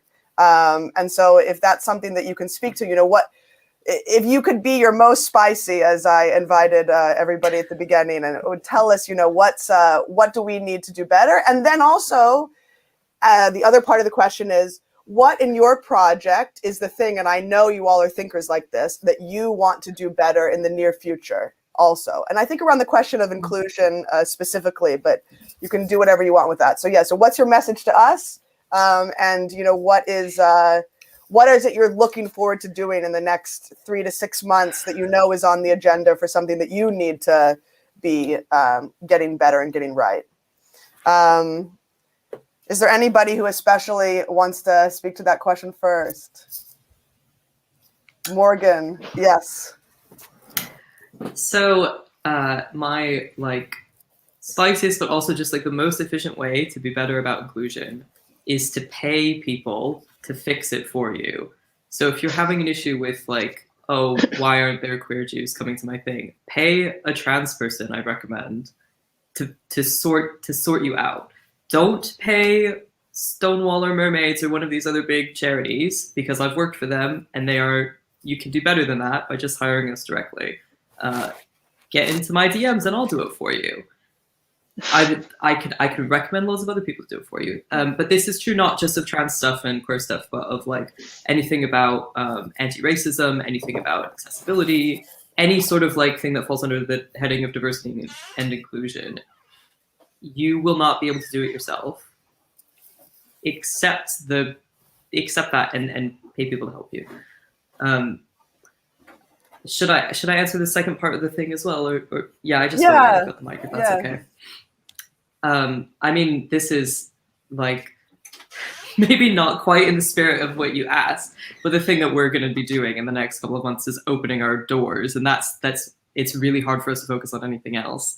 But I suppose in terms of our own bettering, inclusion, which is not my favorite word for describing dignity and and like empowerment and self-actualization. But we are really looking forward to working more with the local community that we live with. Like, so we're already doing lots of partnerships with like the Romanian traveler community and with like other interfaith food justice projects and things like this. And then in the broader sense, we're doing lots of solidarity work with all kinds of lefties and queers across the diaspora. But I'm really, really excited for us to actually open our doors and see who is coming through and who is not coming through, and then fixing that. And this is something I think that will only happen once we actually do open the doors. But I want us to get people working in the cafe who live here. Most of our board members do live in Glasgow, and most of them live in our neighborhood, but not all of them. And we actually don't have anyone on the board who is Scottish, which is a failure. And I want to get more locals involved. I feel like I want to say about, because I saw somebody had a question about this. This is just really nitty gritty. Like the way that we tell people how much they should pay for something is we tell them what the break-even price is, and then we encourage them to pay more or less. And I just wanted to say as well that we are a non-hierarchical workers collective. We're a community interest company, so we're not owned by the board members, but all of the board members all of the workers are board members, and we're governed entirely by the people who work there. And we will have a flat pay structure. We're not paying ourselves yet because we can't afford to. So you can jump onto our Patreon and sort us out so we can pay ourselves properly. But we do pay everybody that we work with in terms of like our performers and careers and stuff. Yes, I will drop the mic now. Let other people talk. That's great. Among several things that you said, pay your people. Pay people for the labor that they do. We don't want to be living in a capitalist system. I think most of us on this panel agree, but being that we do, pay your people for what they do. Yes, let's go to Tomer on the same question, please. Yes, I think the kind of short answer to the question, based on the things I was talking about before, is to make sure that liberal Judaism is kind of acknowledging and educating on and responding to the reality of the occupation and the broader reality in Israel-Palestine, and centering Palestinians in that work, and kind of really having the courage to as a movement which is a Zionist movement which is connected to Israel and really cares about what's happening there, to kind of have the courage to live up to those values. And I would say that to any communal institution across the UK which has a relationship with Israel. And I think clearly there are people, again, within every communal institution, and that includes liberal Judaism, who feel like that isn't happening enough at the moment. So make sure those people are being listened to and empowered to lead the change that needs to happen. And I would just kind of tie that into a reflection I've had listening to some of the other sessions throughout the biennial, which is that I think liberal Judaism rightly is very proud of kind of the strides forward it's taken throughout its history on inclusion, whether that was through welcoming in mixed faith families and patrilineal Jews many decades ago, through to being kind of pioneering inclusion of queer Jews, and many other examples as well. And I think it's like I said, liberal Judaism is right to be proud of that. It's one of the reasons why I'm proud to associate with liberal Judaism. But I think it's important when we talk about those developments, we always remember that they came too late, that there were people who, before those changes were made, people who were excluded from liberal Judaism and probably lost from Judaism altogether. And so we need to be really thinking now, like, what are the changes that we need to be making now that whenever we do make them are going to have come too late, and we're going to have lost people and not lived up to our liberal Jewish values in the interim period. And there's always resistance to making change. And the sooner that we embrace the change that needs to happen, the better it'll be for everyone. In terms of the second part of your question around what NowMod is doing to pioneer or be more inclusive ourselves, again, it's a really important question. Every institution and organization and group needs to challenge themselves on it. We're certainly, like the rest of the Jewish community, been thinking a lot about how we fulfill our aspiration to be anti-racist over the past year, and in the wake of the Board of Deputies report on racial inclusivity. We do have Jews of many different backgrounds and ethnicities in NowMod, but we, like the Jewish community as a whole, are kind of skew Ashkenazi centric. We also skew towards the progressive end of the Jewish community, even though we do have members from across it. And I think it's really important that we don't get trapped in a silo like that, and we welcome in anyone from across the community, religious background or not.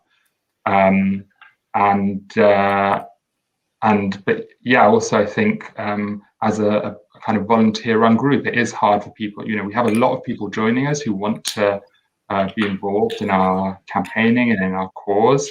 And as a movement with a very small budget, with no staff, it is hard to make sure that we're creating opportunities for everyone to live out their values and play the role they want to play. And people with more capacity to do that in their lives are in a better position to get involved. And so there's definitely structural barriers we need to think about to make sure that, anyone who wants to be a part of our movement, an active part of our movement, can be. Thank you, Tomer. For one brief moment, I'm going to wear my NowMod hat and add to that the two things that I've noticed, and I think this is learning for LJ, I'm sure, as well, because in some ways I think LJ can teach us on this, is I think I've heard the critique that we are not as good at our multi-generationality as we could be. We're very much, not necessarily that this is an age divide, and it isn't always, but the fact that we're on Slack and all these platforms that are quite new to a lot of people. I've heard feedback that we need to be better about how our methods to make it a more multi-generational open space. And another thing is that NowMod was founded largely by people who were thought of themselves more as religious, whereas the Jewish left in general, at least of old, very much thought of itself in some ways as secular, atheist, non-theist. And so I think there's an interesting thing that's happening within NowMod where all those folks are there together, and we're trying to figure out, what is Jewish religious or a-religious identity look like? So just wanted to add that as extra kind of texture. Thank you so much. Let's go to, that way, Dex, you're not at the end of this round as well. Can we go to you, Dex, and hear, what can we learn as LJ from what you all have been doing, and what's the next phase of Homos and Houmous? Yeah, absolutely. And first, I just want to speak to the question of multi-generationality. And I think that on that one, I think that the best way to do that we've found is really to look at what is your history, whether that's what is the history of your movement, what is the history of the form that you're taking, what are the political histories that have been mapped. So certainly we work with a lot of fantastic artists who are over 60, who are over 70, people like the Cockney Music Hall artist Vivi Lax, or the performance artist and filmmaker Ruth Novacek. Really, really exciting people who've been doing this a really, really long time, and actually who've seen progressive moments of kind of of seeing Judaism and the Jewish left kind of lose its focus, lose its organization, and come back to what I think is right now a really exciting moment in socialist and Yiddish Renaissance, which has not been surpassed in a really long time. As far as takeaways, I think it's remembering that none of us are an island, and that to get organized, you need to be part of broader movements, in whatever role that takes. That doesn't mean that you have to be the one spearheading everything yourself, but I think seeing what are my values and what kind of people around me are already doing this, the work that we've been able to do with Pink Peacock and with Judas before that, back in 2017, have really helped organize us as a movement and see who else is doing this. We've been working with Jews, who are a Jewish drag troupe based in Berlin. Hopefully we're going to go over there soon. As far as what we've got up next, we are in residency at the Royal Vauxhall Tavern in South London. And it's like this wonderfully old music hall venue that I think notoriously Freddie Mercury snuck Princess Diana in one night. And yeah, we're going to be there on the 9th of August. It's a Monday, very punk. If we're also planning, we've got a big tour coming up. This was the poster for the tour which went online. And we're going to be doing a big fundraiser in the coming months for that, a kind of drag auction. I think we're going to call it Smotherbees. And so we're going to be encouraging people to donate goods and services for that to raise money for this tour, because it's so expensive, because we don't pay cabaret fees. A lot of the time, cabaret venues are paying people sort of 30, 50 quid to perform, and we just will not do that anymore because it's not sustainable. So hopefully, if we make that kind of money, we'll be coming to Bristol, Sheffield, Manchester, Glasgow, and London. And support, get organised, and thanks so much. Thank you, Dex. I think we have time to hear from Charley, and then what I want to do is a lightning round where you all say, where can we find you? How can we get involved with the project? And you can give us your, any social media or anything like that. I think people would really like to hear that at the end. Charley, you were an RSY movement worker, so I'm sure you have something to tell the establishment about how we can do better. Okay. So I was going to say that I think being because Veranenu, what the sort of thing that we do is kind of broadly synagogue adjacent. The thing that we've really struggled with in terms of what I've struggled with in terms of parent bodies and sort of big institutional things is that people look at Veranenu and see a group of young-ish people doing something, engaging people, which they struggle to do, and try and co-opt that and say, please come to my synagogue and do this thing for us so that we can draw on your resources and do what you do. And that is a bad approach because I think that makes it feel sort of instrumentalized and almost utilizing this thing that we're building intentionally for some other ends. So I think from the perspective of establishment communities, if there are people within those communities who have initiatives they want to set up, I don't think the role of the sort of overarching bodies is necessarily to try and work out how that can fit into pre-existing frameworks, but to give those sort of initiatives support, resources, space, if they really believe in what those things are doing, to let them grow and foster and all of these different things. There's definitely collaboration that can happen, which isn't sort of just being instrumentalized for other problems that are being faced. So that's my takeaway, I guess, on that. On the inclusion front, I think giving platforms to people who otherwise don't have platforms is really important. I think personally, in terms of the music stuff, my family is from Iraq. I've been trying to work out how to bring sort of Mizrahi music into a very American Ashkenazi type of sort of sphere, and that is challenging. It's something that I'm trying to really bring into what we're doing, trying to sort of draw on that, and there are some incredible people who I've been speaking to about that, which is great, and making things accessible and making sure that our events are open to everyone who wants to be a part of them. And I would just end by saying that I think the most important thing, and I think maybe something that all of us can sort of testify to through what we're doing, is that I think building radically compassionate communities is the way forward, or the way out of this sort of juncture that we find ourselves in.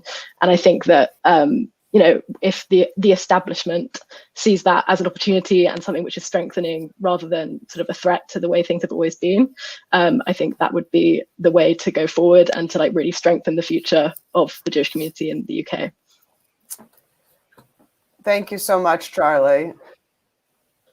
I hope everyone was listening to that, and to all of the four of you. I'm so glad we got to do this. We're going to do a last lightning round, 30 seconds max, everybody. How do folks get involved with your project or support it going forward in LJ, people from LJ? And where can we find you or your work that we need to know?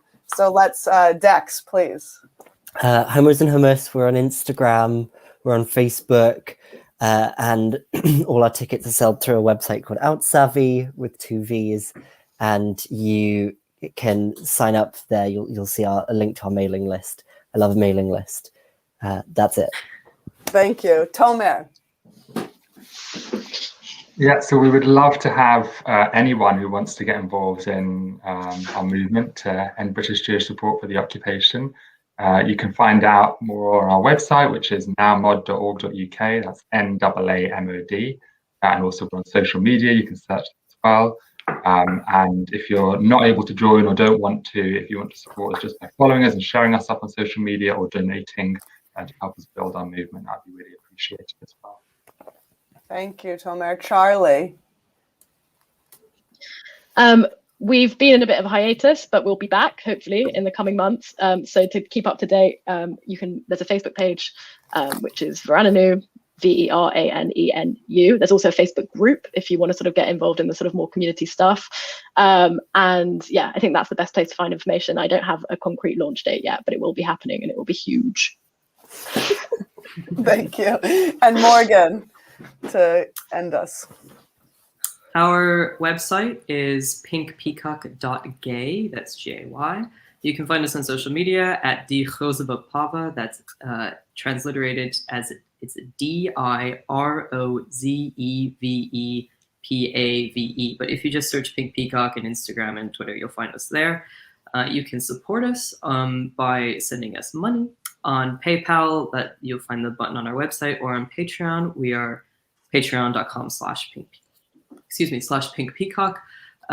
You could also, I think, support us and get involved by considering a no-state solution to the Israel-Palestine question in the wonderful anarchist tradition. States will not save us. We will suffer the problems of imperialism and capitalism as long as we have nation states. That's my final plug. Have a fantastic May Day weekend. Thank you so much for having us, Leah, and Liberal Judaism. Thank you all so much. This was the panel I was most looking forward to hearing from, and I'm just so glad that you all gave your time. All the other panels are wonderful too, but I just, I feel very honored that I've got to have this conversation with you all, and thank you for giving us your time to do it. I'm really hopeful that I'm gonna see you all in overlapping spaces through the projects that you're doing, and that many of us will at Liberal Judaism. Thank you so much. Enjoy your day. Thanks.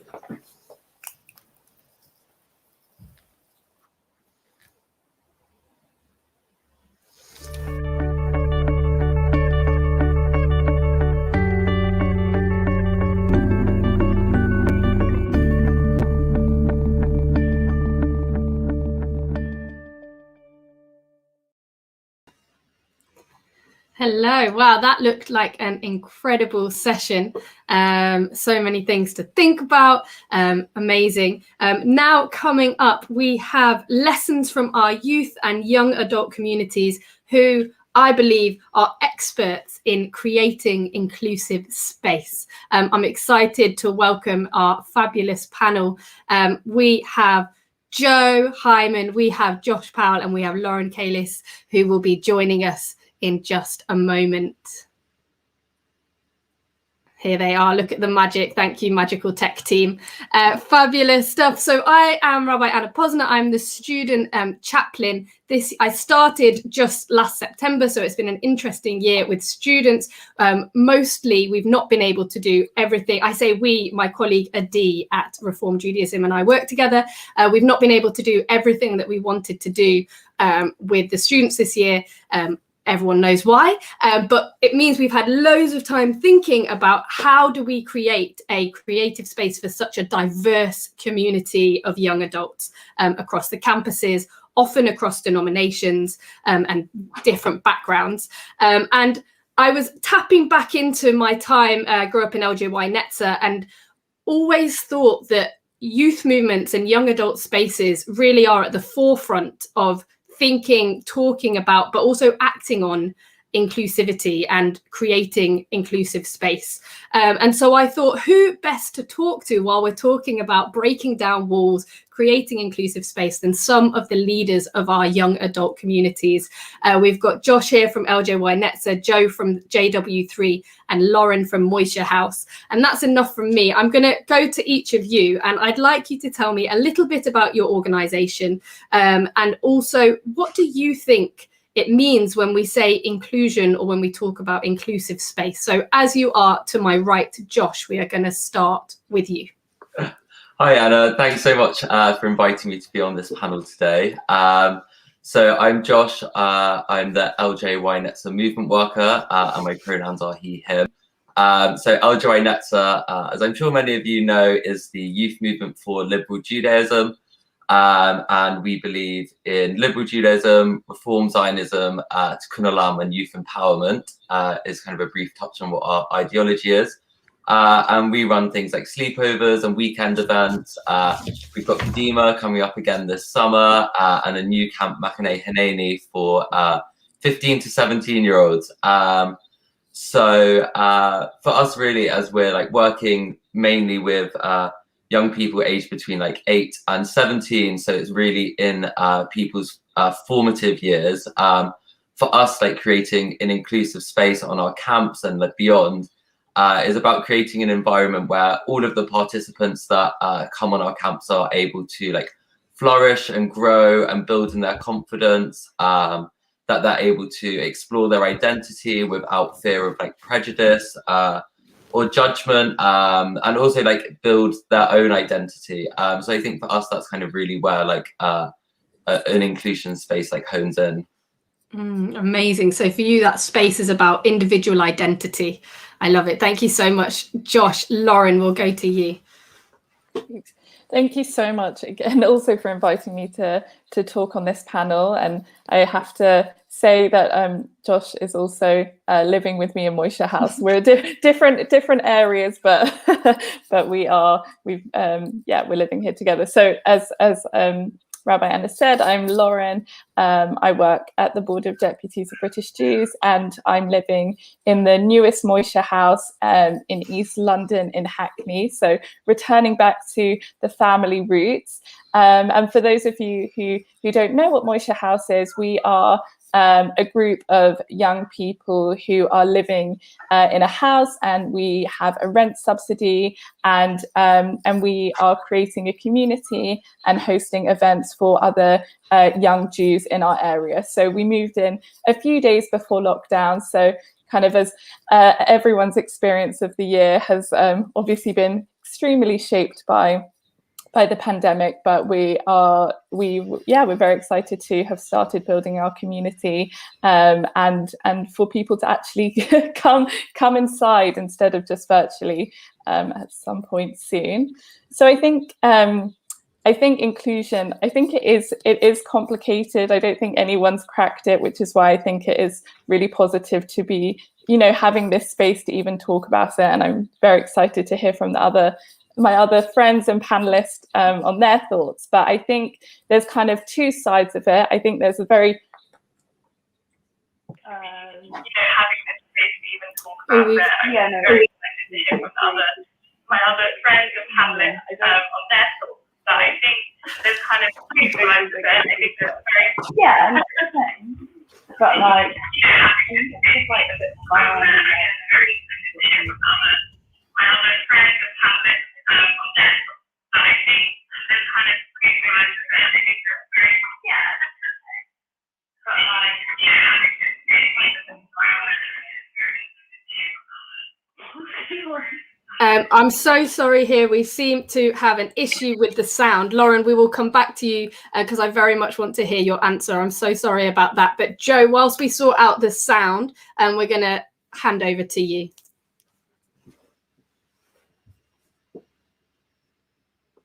Thanks, Anna.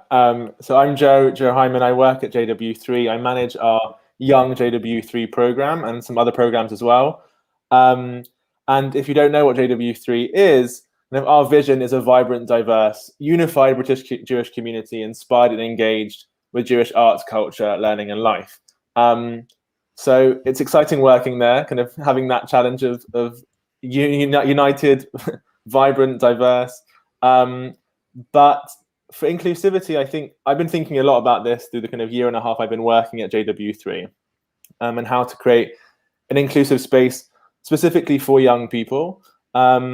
And for me, it's a mixture between a kind of practice and a policy. of providing equal opportunities to people who kind of were otherwise excluded or marginalized. That's a definition that I've kind of found and kind of connected with. And the reason is because it's a practice in the sense that it's constant, it's never really ending, and people make mistakes. So I think it's something that you learn consistently. The more you include, the more voices you hear, and the more work you have to do. But we're working at an organization like JW3, where there's a big constellation of teams and different things going on. It also needs to be a policy, something that you can kind of hold accountable. And we need to be held accountable when it comes to that. So that's the kind of balance for me. At its core, it's about listening to people that may not be heard in the community that we live in.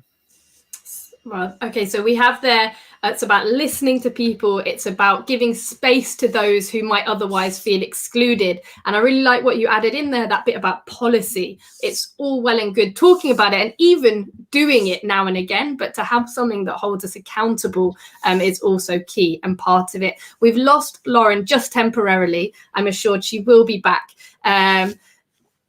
In fact, she'll be back very soon. But what I've noticed, what I think is really interesting about this group that we've got here is that two of you, both Joe and Lauren, and also Josh, when you've got your Moishe House hat on, are working in multi-denominational spaces. So it's not just about how are we inclusive within a liberal Jewish framework, but actually how do we create space that is open for anybody of all denominations and none to feel welcome in the space as well.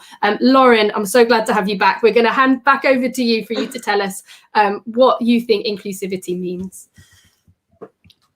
Thanks, everyone. Sorry about the sound issue. Hopefully it won't happen again. But I think what I was saying, I'm not sure quite when the sound cut out, but I think it is very complicated, and I think that's why it's really positive for us to be talking about it today, and also for us as young community builders to be working with each other and sharing best practices. But I think it's about, there's kind of one side about providing an equal access to opportunities that we're, facilitating in our community. And then I also think it's about having a very proactive mindset.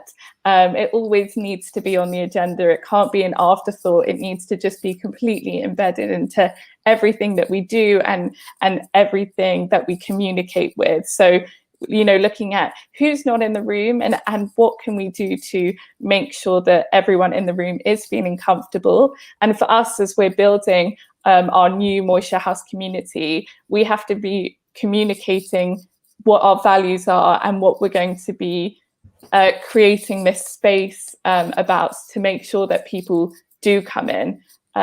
So I think, kind of two-sided, a very practical thing, and then just also being part of kind of the mindset of everything we do. That's amazing. And you use the word comfortable, and I wonder if maybe that will come up in what else we talk about, because when you've got a diverse space, is the goal comfort?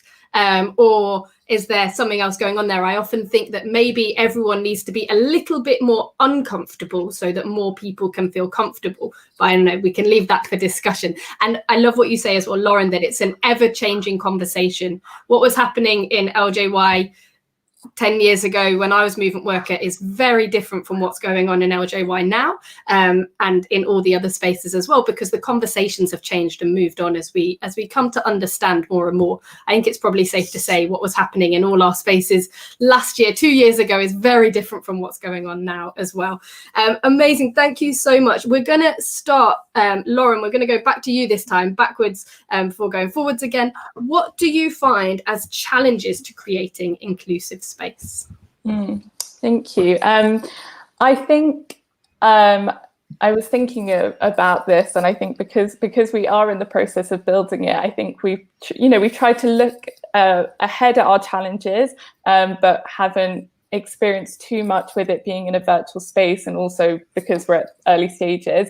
But I think the challenge goes down to, I think, how I see my role in Moishe House, and I see it, we're called community builders, but I kind of see it more as a facilitating role. So I think the kind of challenge is that it's not up to just us as the residents in the house to create an inclusive space, and actually everyone that we welcome has a role to contribute and help build this space, which I think is of great benefit, and also sometimes challenges when you're meeting new people and bringing new people together to create a space where everyone's kind of coming together with the same goal. And then I think the biggest challenge is about including people that limit the inclusion of others, which I think is a really big challenge, and something that I think with a lot of these conversations, it is very hard about where to draw the lines of the tents. But I think that is the main thing. If everyone that comes into our house are opening the doors for other people to come and meaningfully engage, I think we will be a positive community where people feel comfortable and challenged. But if people are coming in and are closing the doors for other people, then I think that's the main problem. And then I think, there are practical challenges in the fact that we are a house predominantly made up of liberal Jews, and kind of the, in some ways, I think, having grown up in LJY Netzer, it's very much a core to kind of how we prioritize things. But I also think that there is a certain way that all of us in the house kind of connect to our Judaism and enjoy our Judaism. And the truth is, we're going to be welcoming people that have different ways of expressing and connecting with community in Judaism. And I think that will be also a challenge for us to make sure that we're learning and opening the door. Yeah, and keeping that door open. It's a lovely analogy. Joe, what are your challenges at JW3? Well, we're an organization that attempts, I guess, the broadest kind of, part of the Jewish community as much as possible. Kind of, the idea is to get as many different types of Jews into JW3, interacting with each other as possible. And I guess balancing those different groups' desire for inclusivity in different ways, and their kind of intersectional identities, because they'll come in with lots of different kind of backgrounds and opinions. And I think balancing that can be really difficult. And often things happen, and some people have a sense of discomfort. They've walked into a space that isn't necessarily, what they're used to. Or they've met someone that shares an opinion that they're not comfortable with. But I think part of our mission is an assumption of there's a sense of discomfort in most of what we do. There won't be discomfort in a Krav Maga class, but you might meet someone in a Krav Maga class that's completely different to you, and their opinion might be challenging. So I think there's an assumption in what we do there'll be some discomfort. But I think one challenge is that inclusive space needs to be collaborative. And often, in my experience in the Jewish community, I've seen inclusivity kind of as a top-down effort.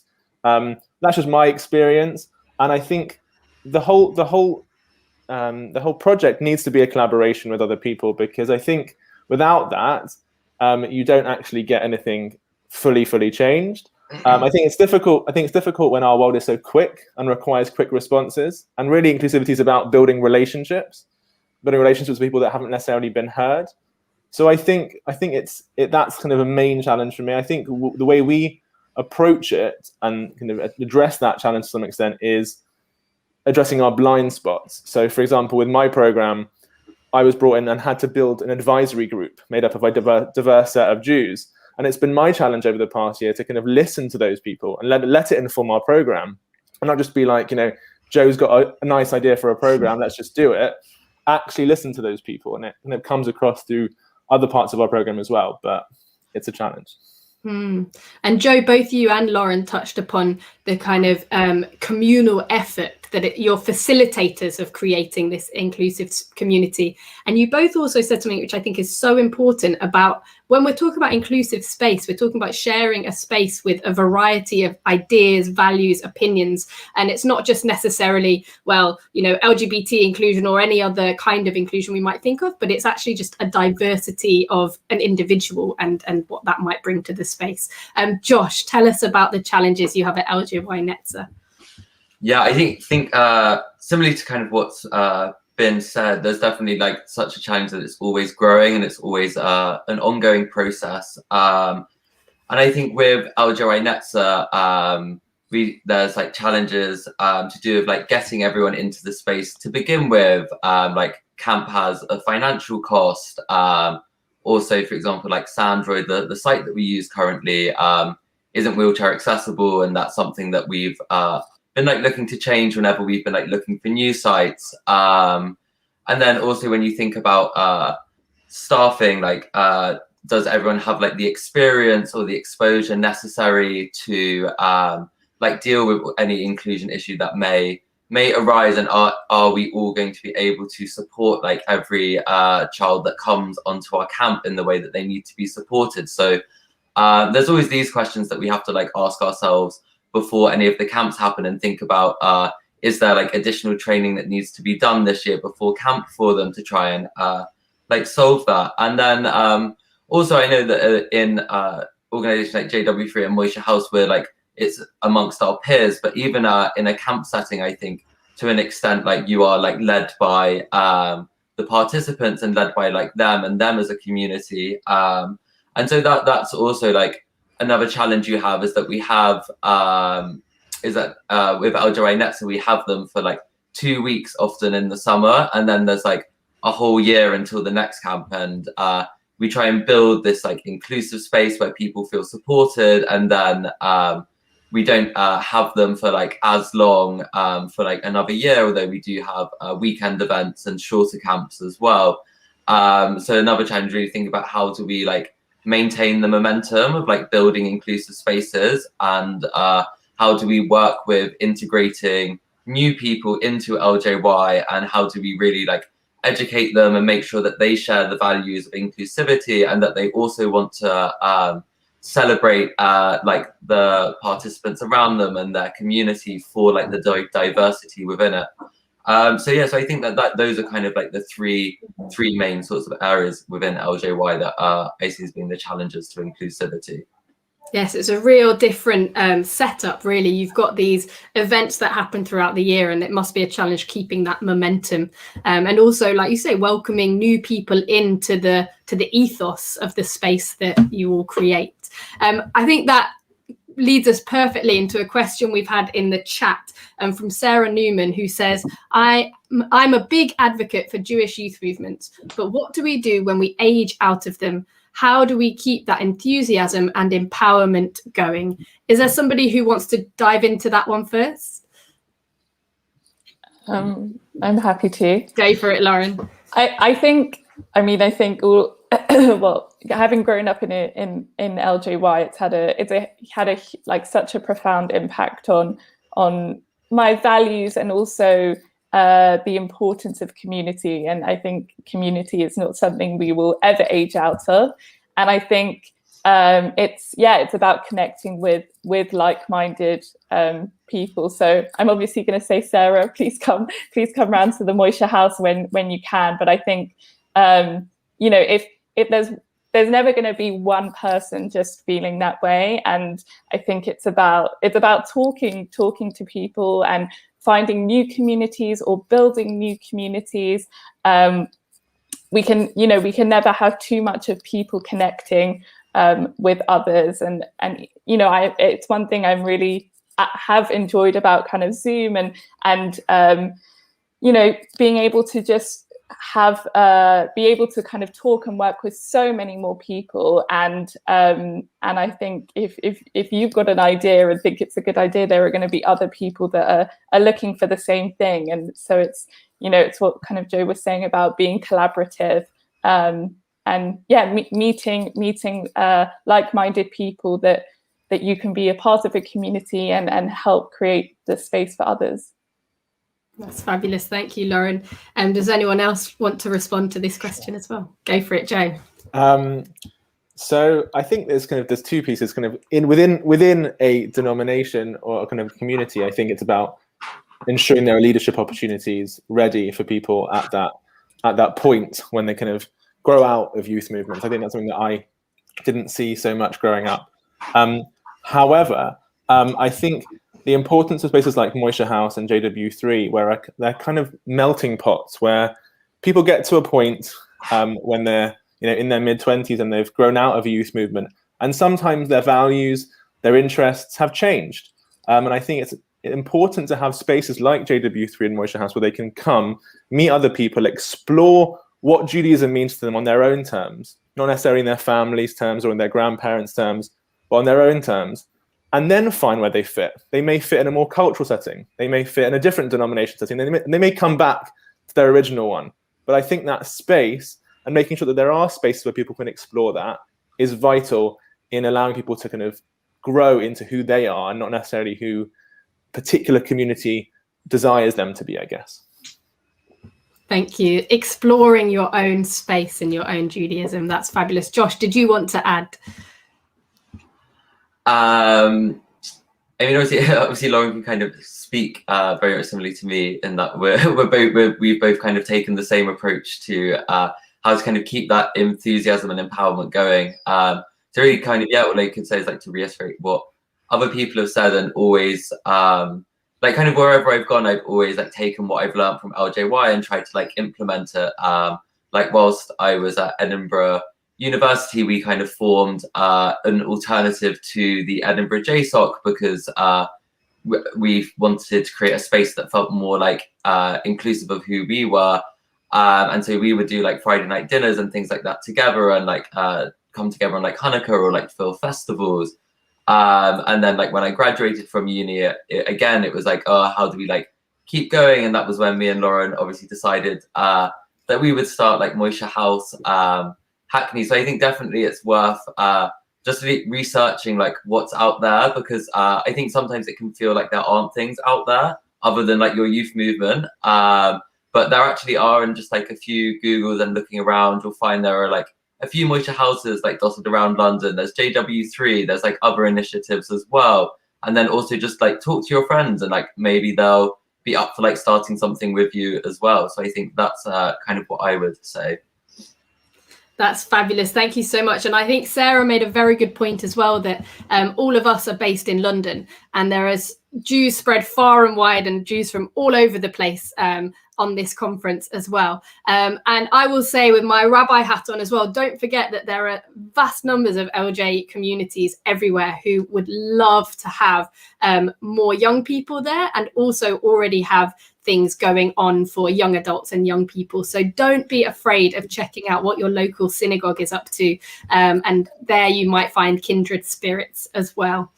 Thank you so much for that question. If anyone else has other questions, please do add them to the chat, and we'll hope to get to them. My next question is, what do you think that your organization does uniquely or uniquely well when thinking about implementing inclusive space? So we will go back to Joe.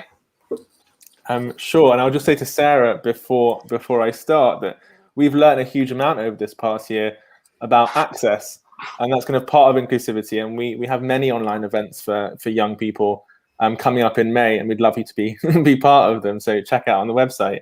But our organization, what I've learned in the past year and a half working at JW3 about what our organization does best when it comes to inclusive space is that we're one of the only spaces where different voices can come together and have conversations at high level, which is really exciting within the Jewish community. And when we are open, when our building is open, there's a culture of encounter. You can meet someone that's different to you at the staircase, or you can meet someone who's different to you at the coffee shop and learn something new. And that's really special. When it comes to young people, I think having a clear program that's made by young people, for young people, and formed by a diverse bunch of young people is vital. So I think often programs may be, again, top down, and it needs to be created by the people who are experiencing it. That's what I think JW3 does best at the moment. Encounter, and from it coming from the bottom up. That's great. Josh, over to you. Yeah, it's so funny thinking about it, like what do you do uniquely well, because we're so used to only ever looking at it through the lens of like what can we be doing better. But I think in LJY, something that's like quite unique is that it's so led by our members. So like a lot of the things that like come into place within LJY of like what our educational priorities are for the year, like what we can do, it comes from our Veda, which is our like decision-making body, where all of our members from like I think 16 upwards kind of come together, and like we take a look at like LJY and where it's at and where we want it to be at in the future, and think about like what can we do to like implement it to get there. So a lot of these like initiatives and like things to do, conversations around inclusion actually like sparked by our younger members, and there's also a decision-making event Kinnis for our even younger members where these things come up, and then they get kind of like fed back to us, and like we talk about them as well, and like one of them comes and like kind of talks through like what they've been thinking. So I think that's definitely something that is great about inclusion and LJY, is that it's a collaborative project between all of our members like across the age spectrum. And so for me as like a movement worker, specifically, like my role is very much like listen to like what the members are saying and like what they want, and what they think we could be doing better, and how they think we could do things to make them feel better supported. And I think that's just such a lovely thing about LJY, and there's something like so special about things that are around like, oh, I'd love it if you could like do this, coming from like our like 9-year-old members, and it's like a really like heartwarming experience. And I think another thing with inclusion that's kind of advantage I think LJY has as a space is that at the end of the day, like camp is like so much fun, and like it means that there's so much there's such a broader way to engage with inclusivity than just like educating on it, and like because obviously it's such like a serious subject, but it's also something to really like celebrate. And I think sometimes it can be easy to forget like the fun in it. And so like an example of that would be that each year we choose a theme of the year, and that this year our theme of the year is Rainbow Jews, which was voted again at Veda. So that's really about looking at Judaism through like an LGBTQ plus lens.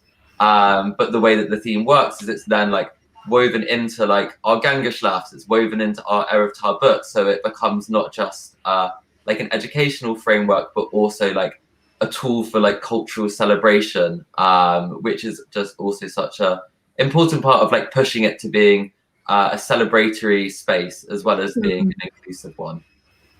Amazing. And the fact that was chosen as the theme of the year says something, I think, as well about the space that has already been set up at the youth movement. I have another question. I've forgotten somebody. Lauren, I'm so sorry. Lauren, tell us about the challenges that you have at Moishe House. So I was kind of thinking about our year in the Moishe House, and actually thought back to our application process for starting the house, and remembered that one of the first questions we were asked was, how do we feel about inclusion? What would we do to create an inclusive space? So I think that was a very actually clear way, which I maybe overlooked at the time because I wouldn't have expected anything less, but it really showed from the get-go, if this wasn't a priority for you, then Moishe House shouldn't be a place for you. I think we're very lucky that there are funds available to make our house a more inclusive space. So, you know, if someone did have accessibility needs, we would be able to facilitate them. And then we also have been provided with quite a lot of training opportunities, and I think that is something, you know, you introduced us all as experts, which I think is very kind, and I don't think I am an expert, but I think the reason why I'm living in a Moishe House and so happy to be on the panel today is because inclusion is a huge priority of mine, and I think I know I don't have all of the answers, but I think it's important to ask those questions, to, you know, take on different training courses to to learn, to improve. So I think that's very much part of the culture of Moishe House and our development as Moishe House residents.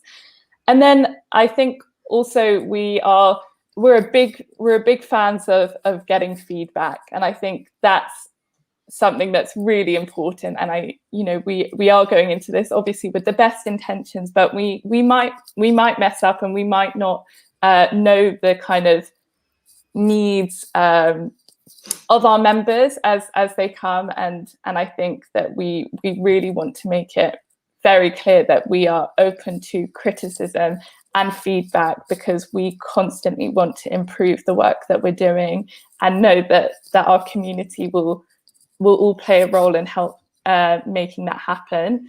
And kind of lastly, I was thinking about it that to be an inclusive space, we also have to be an attractive space. And I think a lot about why we wanted to set up the Moishe House and what's shaping a lot of our programming is thinking, what are young Jews missing from other spaces that we can provide? So it's really great that Moishe House allows us to be very creative with the programming that we do, and yeah, we hope that people aren't going to want to come to our Moishe House if they can be doing the same thing somewhere else. So we want to provide kind of a new and attractive and exciting place. So I think that's some of the things that Moishe House is good at. And I think in saying that you're not an expert and why you're not an expert is actually why I think you're all experts. It's this ongoing process. We're never going to get it perfect. Well, maybe we're never going to get it perfect. I'm open to that, for that to be a conversation as well. But it's ongoing learning and training and I suppose tooling up on how to make these spaces as inclusive as possible. I think a really interesting point that someone's just popped in as a question in terms of challenges is, as we know in liberal Judaism, we're a diverse range of communities, sometimes in very small and remote places, maybe not remote places, but still small communities. And so Gillian Dawson says that her community has no opportunities for children. It's geographically split. It's a geographically split community in the south of England, and none of her children are in the room, as Lauren so eloquently put it. Not Cheder, not LJ activities. How do they include them? I don't know if anyone wants to jump in and add thoughts to this question. Yeah, I feel like it should. I should take it away on this one. No, definitely there is a challenge with the LJ communities. So many of them are like dotted around in like more remote areas, and we don't have such a concentrated hub as like other streams of Judaism. I think from like an LJY perspective, I know that the virtual events that we've done that started because of coronavirus, for example, the Pesach packages that we sent out to do on Zoom, the Hanukkah ones as well, and like various other virtual activities over the year, and of course like the ones we've done over Biennial this weekend, they may have like started because of coronavirus, but they're not going to finish when the pandemic finishes. We've really enjoyed like connecting with people from more remote locations and starting to like bring in those communities more. And we definitely want to continue to run like these kind of like virtual programming, because we have definitely found it really, really valuable.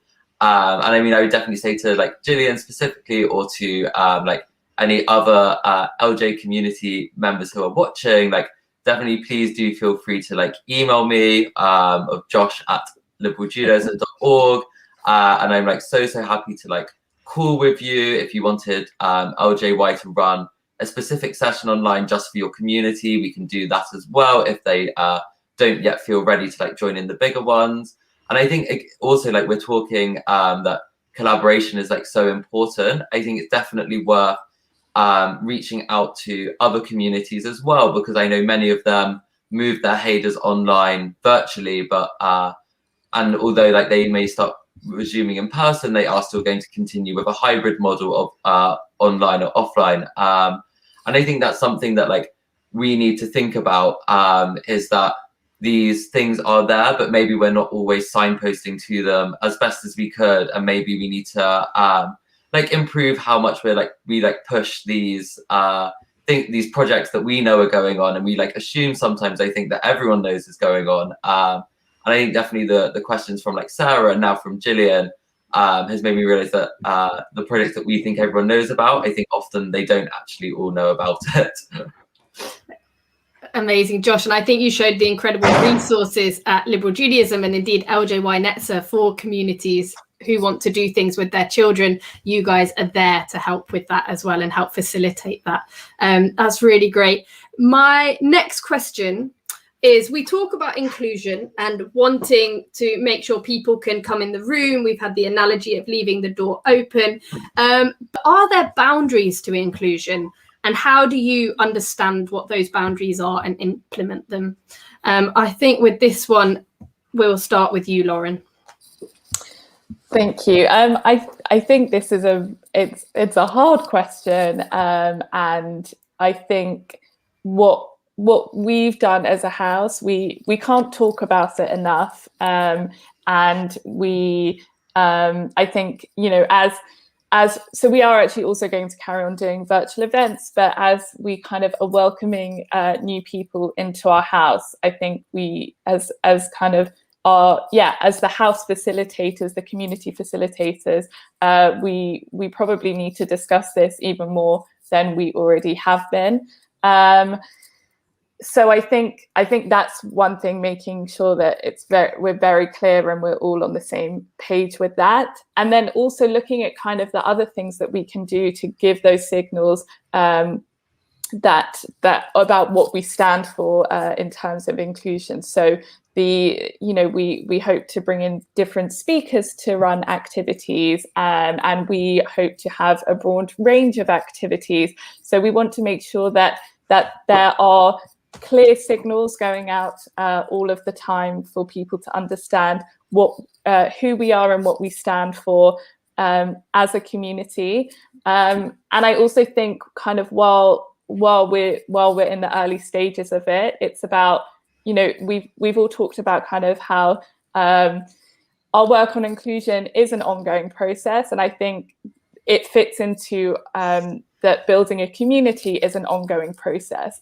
And I want to make sure that kind of in our early days, we're doing our events are kind of bringing people together in very kind of a neutral and not a challenging way, and a very comfortable and safe way, and kind of to build on the things that unite us, that we have in common, even if it is a very small thing, just really building on those common foundations before we start kind of really challenging this space and letting our community develop. So I'm not so clear on it, and I think it's about kind of very clear communication and for it to be embedded into everything that we do.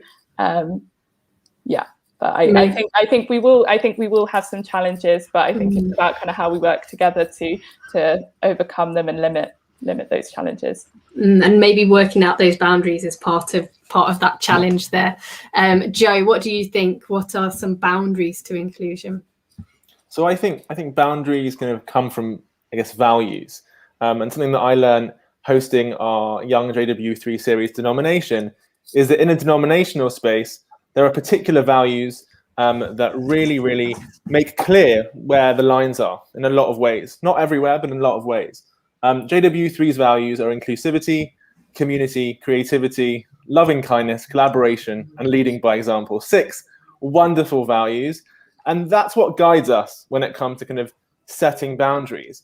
But there aren't necessarily clear ones, because all of our stakeholders, all of our community members come from different spaces.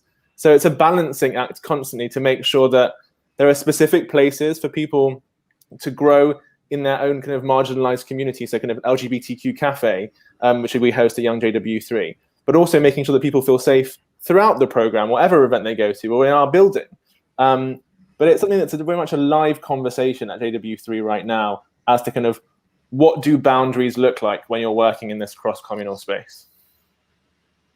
Thank you, Joe. Josh, what do you find are the boundaries at LJY Netzer?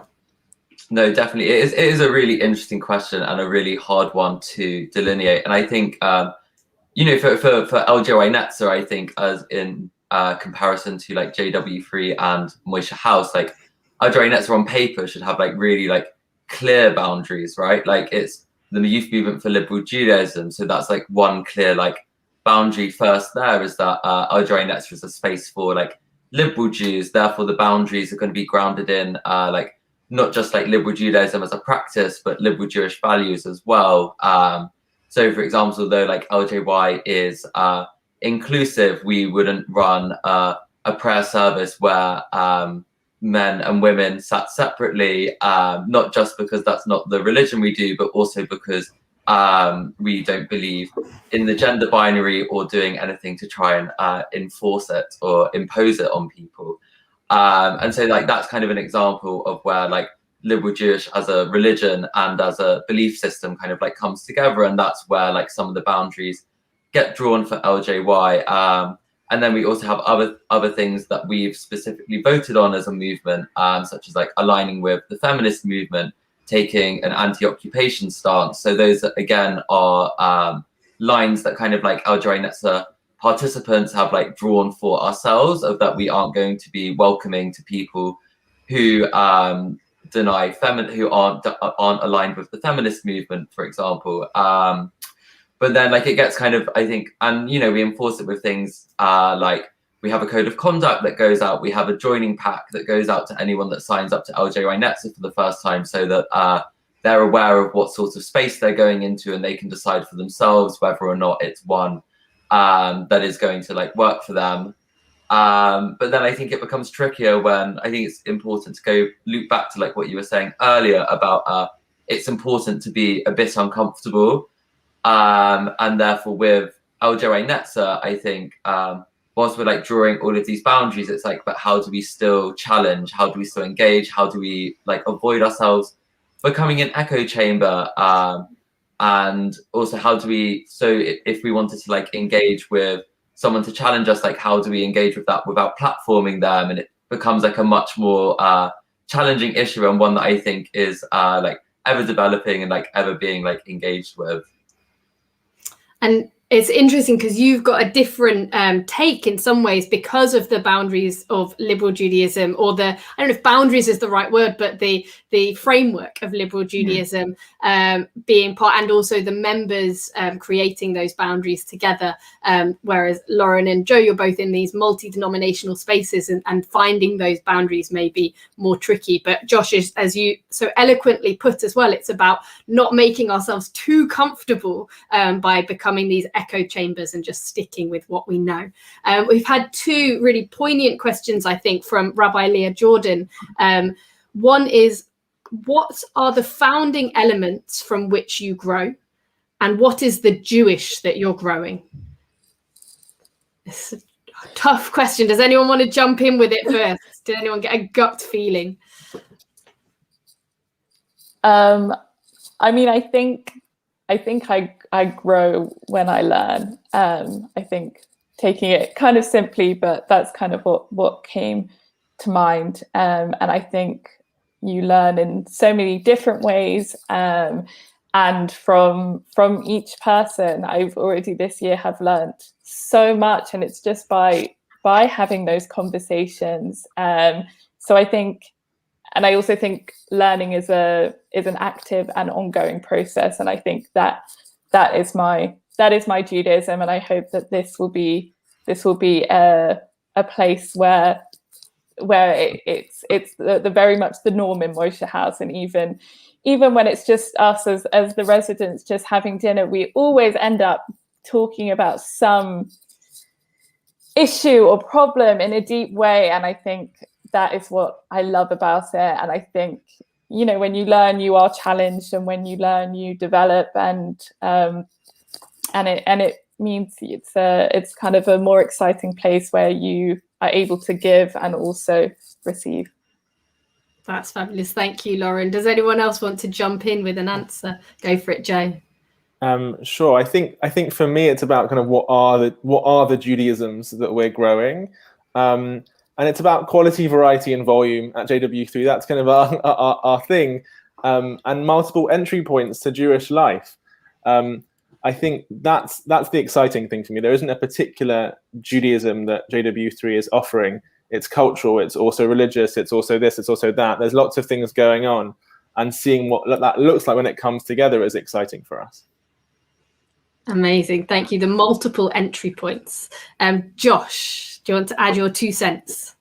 No, definitely. I think with like youth movements specifically, like youth movements exist. The founding elements of them are that we want to change the world essentially, and that is like where youth movements come from. And so like our whole ideology of like liberal Judaism, Reform Zionism, Tikkun Olam, and youth empowerment are all built around the ideas that like when LJY was founded and these principles were decided as the most important ones was because we had a critique of either how like Judaism was or like how the world around us was. Like for example, to take like liberal Judaism as an example, the like critique when LJY kind of started was young people being disengaged in Judaism not feeling relevant for young people, and then the mission for LJY was to like reinvent it, experiment, do like fun things, do things that like haven't been done before in like more traditional spaces, and like encourage people to develop their own relationship with it. And so I think kind of from that, like the Jewish that like we're growing as a movement and that we want to grow is really one rooted in like activism, one rooted in like challenging, one rooted in like radical thought. And I think you kind of like see that a lot of the times from so many Al-Jari Netzer Bogramot go on to work in charities or startups or NGOs. And so I think that's kind of like at the heart of like what we want to do is we want to inspire other liberal Jews to go out and like take what they've learned from LJY and like put it into the wider world. I know at least that's definitely what I would like love to do in the future. And between us, we've got such a variety. We've got a Judaism of action, a Judaism of learning, and a Judaism of variety, I think, in Joe's answer there. And between it just makes for a wonderfully inclusive space. So I've pegged you each as the experts. I've made this bold statement that youth and young adults and young adult spaces do the best job of inclusion. So with that in mind, this pressure that I've put on each of you, I'm going to ask, what advice would you give to those trying to create more inclusive space? And Josh, we're going to start with you. I think really what I would say is kind of it's very much like looping back to like what Lauren said earlier, is that obviously it was very generous of you to call us experts, and it's not necessarily how we like describe ourselves, and that no one has all of the answers. But that's why these kind of panels and discussions I think are so valuable, because no one has all the answers, but everyone has like a little bit of an answer. And then when we kind of like put it together, that's when we can start making progress. So I think like my advice to those trying to create more inclusive spaces would just be like really like collaborate, call, speak to people.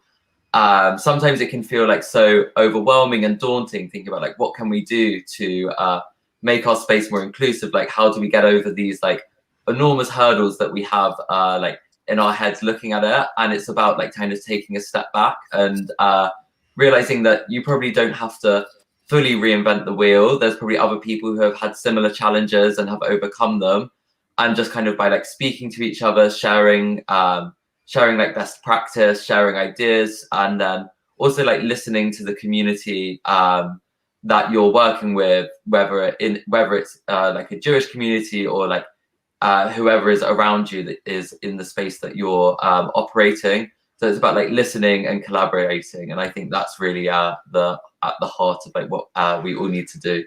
Thank you so much, Josh. Joe, I'm going to ask you the same question.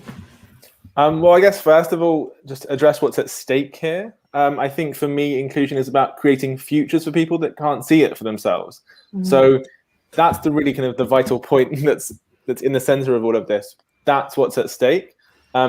But the advice, and at risk of sounding like I'm going to list a couple of things that I've learned, kind of, that sound a bit like Instagram quotes, but being aware that this isn't a tick box exercise and it's never going to be over.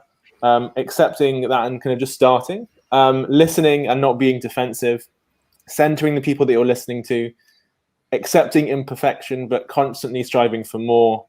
And two last things are kind of doing the work in your space or community that you're able to respond quickly when something happens that's really, needs a voice on it, kind of something that happens in the world that needs people to see that an organization is listening and hearing, but also being able to do the long-term work that's needed. You have to balance that, especially in bigger organizations. And for me, it's about taking risks and being bold, like pushing the boundaries of what it looks like to be Jewish and seeing what happens. Because I think that's when you find the people that may not have been heard or seen before. Thank you so much, Joe. These are some great tips. Lauren, I hand to you with the same question. Thank you. I think I thought about this kind of maybe in three steps.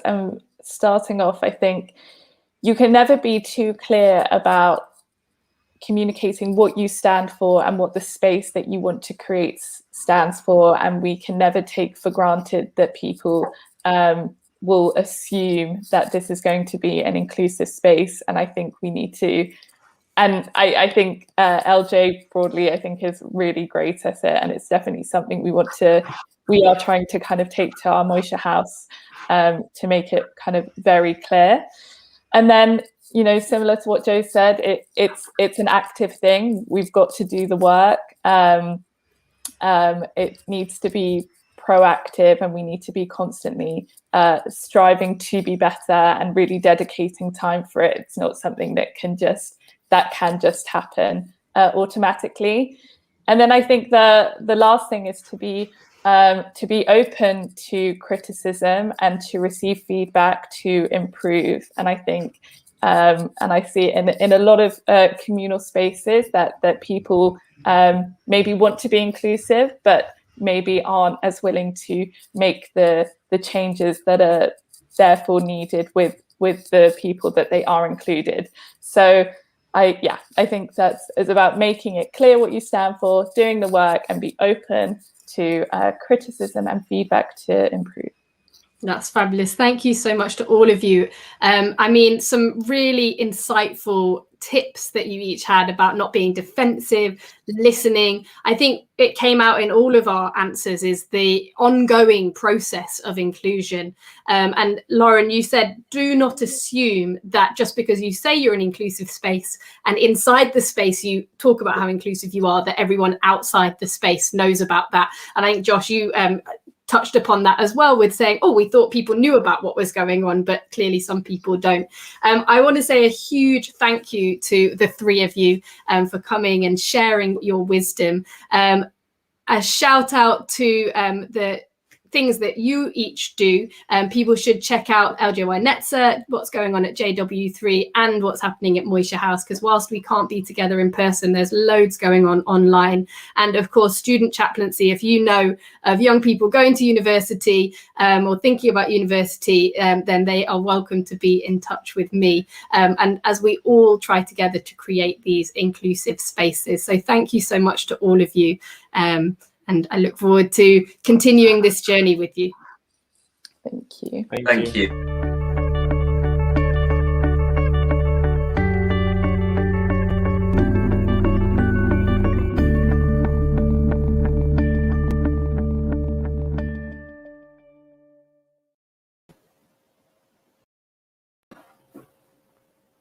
Hi, everyone.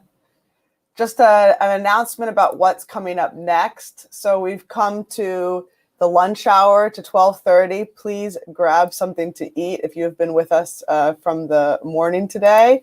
And there are options for lunch and learns. If you have signed up, you have to sign up for those. You will have the links in your email. We've got Rabbi Dr. Margaret Jacoby talking about a time to break down and a time to build. Is there a limit to change? Rabbi Alex Wright, a lunch and learn, no Ammonite or Moabite shall enter the congregation of the Eternal One. Breaking down walls, what about Ruth, the Moabitess, and Boaz? And then Rabbi Richard Jacoby and Mish Sampson talking about inclusive services over lunch and learn, an example of changing the what and the how. And then after those, you've had time to have lunch, we will meet back here in all the various ways that you've been watching at Biennial for a 2 p.m. session, a liberal Jewish liturgy with Professor Dalia Marks, Rabbi Leah Molstein, Rabbi Mark Solomon, and Rabbi Eli Tikvasera talking about the Liberal Judaism prayer book and the co-editing of that by both Rabbis Leah and Eli, and Mark Solomon as a team member, Rabbi Mark Solomon talking about our prayer language, and them all asking the questions, how can we create liturgy that is involved in justice work? And that's going to be, they're going to be joined by Rabbi Professor Dalia Marks from Hebrew Union College in Jerusalem, who is co-editing the Israeli Reform Prayer Book. Can liturgy be inclusive is the question. So stay tuned for that at 2 p.m. in all of the Biennial spaces, and enjoy lunch, and you're off to your lunch and learns at 12:30. You'll have the links to those in your email. See you all soon.